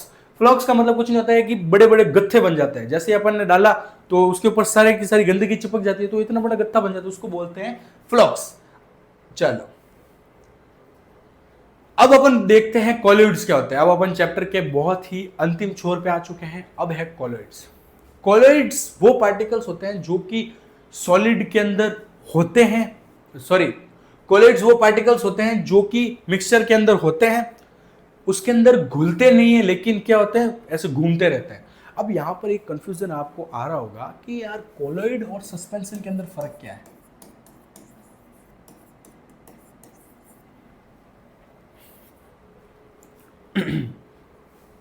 Colloid और suspension के अंदर फर्क है। सस्पेंशन के अंदर भी तो पार्टिकल्स जो हैं वो लिक्विड के अंदर डिस्पर्स रहते हैं, ऐसे फैले हुए रहते हैं, और कॉलोइड भी ऐसा ही है कि भाई जो लिक्विड होगा या फिर गैस होगा उसके अंदर जो पार्टिकल्स होंगे वो फैले हुए रहेंगे। यहाँ पर सबसे बड़ा मेजर जो फर्क है, डिफरेंस है, वो ये है कि सस्पेंशन के अंदर जो मिक्सचर है उसके अंदर जो पार्टिकल्स डिस्पर्स थे, फैले हुए थे, वो अपन नेकेड आई से देख सकते थे, लेकिन कॉलोइड के अंदर अपने को दिखाई नहीं देंगे, होंगे लेकिन दिखाई नहीं देंगे, क्योंकि कॉलोइड्स के अंदर जो पार्टिकल की साइज होती है वो होती है 1 नैनोमीटर टू 1000 नैनोमीटर। नैनो का मतलब होता है 10⁻⁹। इतना छोटा पार्टिकल ये अपने नॉर्मल आई से अपन देख नहीं सकते, फैले हुए रहते हैं लेकिन नॉर्मल आई से नहीं दिखाई देते, इसलिए इसको अपन बोलते हैं कॉलोइड्स। और दूसरा, कॉलोइड्स और सस्पेंशन के बीच में फर्क ये है कि कॉलोइड्स सस्पेंशन को थोड़ा टाइम बाद में आप देखो कि पार्टिकल्स नीचे बैठने लगते हैं, लेकिन कॉलोइड्स में ये पार्टिकल नीचे नहीं बैठते। अगर चुपचाप छोड़ दोगे कॉलोइड सॉल्यूशन को तो कॉलोइड्स जो है वो नीचे जमा नहीं होंगे, नीचे बैठेंगे नहीं, बॉटम पर इकट्ठा नहीं होंगे, लेकिन सस्पेंशन के अंदर क्या होता था, नीचे इकट्ठा हो जाते थे। ठीक है, ये समझ। अब देखते हैं कॉलोइड की definition. A colloid is a heterogeneous mixture, heterogeneous है, ऑब्वियस सी बात है, इन विच वेरी, अब देखो हेट्रोजेनस मिक्सचर क्यों है, हेट्रोजेनस का मतलब क्या होता है, जो खुले हुए नहीं हो, और कॉलोइड पार्टिकल्स जो भी उसके पास में जो सॉल्वेंट है उसके अंदर मिक्स्ड नहीं होते हैं, घुले हुए नहीं होते हैं, इसलिए कैसा है, हेट्रोजेनस मिक्सचर। तो आपको बोल दे कि कोलोइडल मिक्सचर जो होता है वो हेट्रोजेनस होता है या होमोजेनस होता है, तो कोलोइडल मिक्सचर कैसा होता है, heterogeneous. Okay, a colloid is a heterogeneous mixture in which very small particles of one substance are uniformly disperse in another substance and do not settle down on standing. चुपचाप रखने पर ये नीचे settle नहीं होता है। ठीक है, यहां तक समझ में आ गया। अब देखते हैं example, milk, fog, smoke, butter, jelly, इन सभी में कॉलोइड पार्टिकल्स होते हैं जो कि घुले हुए नहीं होते हैं, इनके अंदर फैले हुए होते हैं और वो चुपचाप रखने पर बैठते भी नहीं है, सेटल डाउन नहीं होते। फीचर क्या क्या होता है? पार्टिकल साइज 1 नैनोमीटर से 1000 नैनोमीटर, नैनो का मतलब होता है 10 to the power -9 metre. Particles do not settle down on standing, cannot be separated by ordinary filtration। इनको फिल्टर करने के लिए स्पेशल मेथड यूज करने पड़ते हैं। So Tyndall effect, scattering of light, क्या होता है टिंडल इफेक्ट? आगे देखते हैं। अब है भैया टिंडल इफेक्ट। क्या होता है टिंडल इफेक्ट? देखो, टिंडल इफेक्ट आपने बहुत बार देखा, बहुत ज्यादा बार। आपने कार्टून्स में देखा होगा, ऐसे हेवन की लाइट आती है और ये हेवन की लाइट आ रही है, इसी को बोलते हैं टिंडल इफेक्ट। टिंडल इफेक्ट का मतलब ये होता है कि when light passes through a colloidal solution and its path become visible due to scattering of light by colloidal particles, it's called Tyndall effect। Tyndall effect true solution के अंदर कभी नहीं होगा। ट्रू सॉल्यूशन का अंदर मतलब होता है जिसके अंदर सॉल्यूट जो है वो सॉल्वेंट के अंदर अच्छी तरीके से घुले हुए हो, वो घुला हुआ है, उसके अंदर लाइट जाएगी, चुपचाप चली जाएगी। लेकिन कॉलोइडल सॉल्यूशन के अंदर हमें पता है कि पार्टिकल्स बहुत छोटे होते हैं, तो वो क्या करते हैं, जब लाइट कॉलोइडल सॉल्यूशन से पास करती है, जैसे कि आसमान के अंदर जो बादल है वो भी कॉलोइडल सॉल्यूशन है, स्मोक भी क्या है, कॉलोइडल सॉल्यूशन है। उसके अंदर जब लाइट पास करती है तो लाइट क्या हो जाती है, स्कैटर हो जाती है, बिखर जाती है। तो लाइट बिखरती है तो लाइट का पाथ विजिबल हो जाता है। देखो ये लाइट का पाथ विजिबल हो गया। अगर ये समझ में नहीं आ रहा तो आपने रोशनदान में देखा होगा कि देखो ये लाइट का पाथ आपको दिख रहा है, इसके अंदर छोटे छोटे पार्टिकल दिख रहे हैं, ये भी क्या है, टिंडल इफेक्ट है। आपने टॉर्च के अंदर देखा होगा इस तरीके से, या ये देखो जब सनराइज होता है तो ये किरणें दिखाई दे रही है, ये क्यों दिखाई दे रही है, टिंडल इफेक्ट की वजह से। टिंडल इफेक्ट क्या होता है, जब कॉलोइडल मिक्सचर में से लाइट पास होती है तो लाइट का पाथ विजिबल हो जाता है। क्यों विजिबल हो जाता है, क्योंकि लाइट जो है इन कॉलोइडल पार्टिकल्स की वजह से स्कैटर हो जाती है, यानी बिखर जाती है। तो बिखरती है तो उसका पाथ विजिबल हो जाता है, इसी को बोलते हैं Tyndall effect. Only colloidal solution ही टिंडल इफेक्ट शो करते हैं, ट्रू सॉल्यूशन शो नहीं करते। ट्रू सॉल्यूशन शो क्यों नहीं करते हैं, मैंने आपको बताया। ट्रू सॉल्यूशन के अंदर सॉल्यूट के जो पार्टिकल्स पूरी तरीके से घुले हुए हैं, तो लाइट किससे टकराएगी और किसकी वजह से स्कैटर होगी, लाइट स्कैटर। चलिए अब अपन क्वेश्चन देख लेते हैं फटाफट, और इन क्वेश्चन का आंसर आप ही देंगे, मैं नहीं दूंगा। लेकिन आप दोगे कैसे, क्योंकि आप कमेंट करोगे और कब कमेंट में पढ़ूंगा, मैं ही करवा देता हूं। चलो मैं ये समझ रहा हूं कि ये क्वेश्चन तो कुछ नहीं, आप बहुत ही आराम से कर लोगे, तो इसके अंदर ज्यादा एक्सप्लेन करने की जरूरत नहीं, क्योंकि अपन ने चैप्टर के अंदर पूरा एक्सप्लेन कर ही दिया। फिर भी देख लेते हैं। A student wants to separate a mixture of camphor and sand, which sequence is correct. कपूर और मिट्टी को जो है अलग अलग करना है, तो कौन सा मेथड यूज करेगा, सब्लिमेशन का। ठीक है। A mixture contains sand, salt and iron filling, the correct order of separation is. देखो सैंड, सॉल्ट एंड आयरन तीनों का मिक्सचर है, एक सॉल्यूशन है जिसके अंदर ये तीनों चीजें मिक्स हो रखी है। अब मुझे एक बात बताओ, सबसे ज्यादा इजी किसको सेपरेट करना है, आयरन को। तो अपन मैग्नेट लेके जाएंगे, आयरन को सेपरेट कर लेंगे। उसके बाद में है सैंड, उसको फिल्टर कर लेंगे। सबसे लास्ट में अपन सेपरेट करेंगे सॉल्ट को, क्योंकि सॉल्ट बेसिकली उसके अंदर डिजोल्व हो रखा होगा, तो इसको सेपरेट करना थोड़ा सा मुश्किल होगा, क्योंकि ये कैसा है, होमोजेनस मिक्सचर है सॉल्ट का। बाकी ये आयरन और सैंड तो ऐसे ही पड़े होंगे, आयरन को तो ऐसे निकाल दिया मैग्नेट से, और सैंड को क्या कर दिया, सेपरेट कर दिया। तो फिर B, magnet, filtration and evaporation. Magnet से आयरन निकल जाएगा, फिल्ट्रेशन से सॉल्ट, ये अपने सैंड, और इवेपोरेशन से क्या निकल जाएगा, salt. Aeration, milk is separated into cream and skimmed milk by centrifugation, बिलोना जिसको बोलते हैं। तो क्या बिलोने से ही अपन दूध और स्किम्ड मिल्क यानी कि क्रीम को अलग करते हैं, बिल्कुल। तो फिर cream is lighter than milk, cream जो है वो ऊपर आ जाती है, मिल्क नीचे रहता है, क्योंकि क्रीम लाइटर है और मिल्क जो है ज्यादा डेंसर है। तो ये आर भी सही है। तो कह सकते हैं कि R, A is correct statement and R is true explanation of A. Distillation is based on the difference in boiling point, boiling point के डिफरेंस के बेस पर ही तो अपन क्या करते हैं, डिस्टिलेशन करते थे। अरे पैग वाला, इथेनॉल एंड वाटर वाला। The process of separating cream from milk is called centrifugation. ठीक है, घुमाने वाला।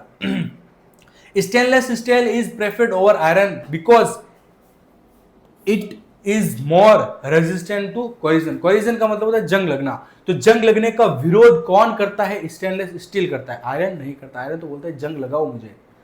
तो रेजिस्टेंट कौन है? स्टेनलेस स्टील है, इसलिए जो है प्रेफर किया जाता है आयरन से ऊपर। आगे बढ़े, कुछ और क्वेश्चन देख लेते हैं, आओ। The particle size in a colloidal approximately 1 nanometre to 1000 nanometre. Colloidal particles की साइज कितनी होती है? 1 से 1000 नैनोमीटर के बीच में। ये सी नहीं है, बी है, ठीक है। Which property is shown by colloidal particles but not by true solution. कौन सी प्रॉपर्टी है जो कि ट्रू सॉल्यूशन शो नहीं करते लेकिन कॉलोइडल जो सॉल्यूशन होते हैं वो शो करते हैं? टिंडल इफेक्ट, लाइट का टकरा करके बिखर जाना। ट्रू सॉल्यूशन के अंदर पार्टिकल्स होंगे ही नहीं, वो क्या होंगे? बिल्कुल अच्छी तरीके से डिसॉल्व हो रखे होंगे सॉल्वेंट में, तो वो जो है टिंडल इफेक्ट शो नहीं करते। कौन? True solution. Which of the following is a colloid. Colloid क्या है? सॉल्ट सॉल्यूशन, ट्रू सॉल्यूशन है, बिल्कुल घुला हुआ है। सुगर सॉल्यूशन, ये भी नहीं, ये भी ट्रू सॉल्यूशन है। कॉपर सल्फेट सॉल्यूशन, ये भी ट्रू है क्योंकि ये भी अच्छी तरीके से पानी के अंदर घुला हुआ होता है। बचा कौन? मिल्क, तो फिर मिल्क। तो भैया बहुत बहुत धन्यवाद, आपने हमें इतने देर तक झेला, उसके लिए बहुत बहुत thank you from Mahendra Bharti. मिलते हैं अगले वीडियो में जहां पर हम पढ़ेंगे जर्नी इनटू द एटम, यानी कि एटम के अंदर जाएंगे और वहां की जर्नी करेंगे। ये चैप्टर बहुत ही ज्यादा इजी था, लेकिन एटम वाला चैप्टर थोड़ा सा है समझने लायक है, लेकिन हार्ड नहीं बोलूंगा क्योंकि जब मैं पढ़ाता हूं ना कुछ भी हार्ड नहीं होता। मिलते हैं अगले वीडियो में, तब तक के लिए धन्यवाद।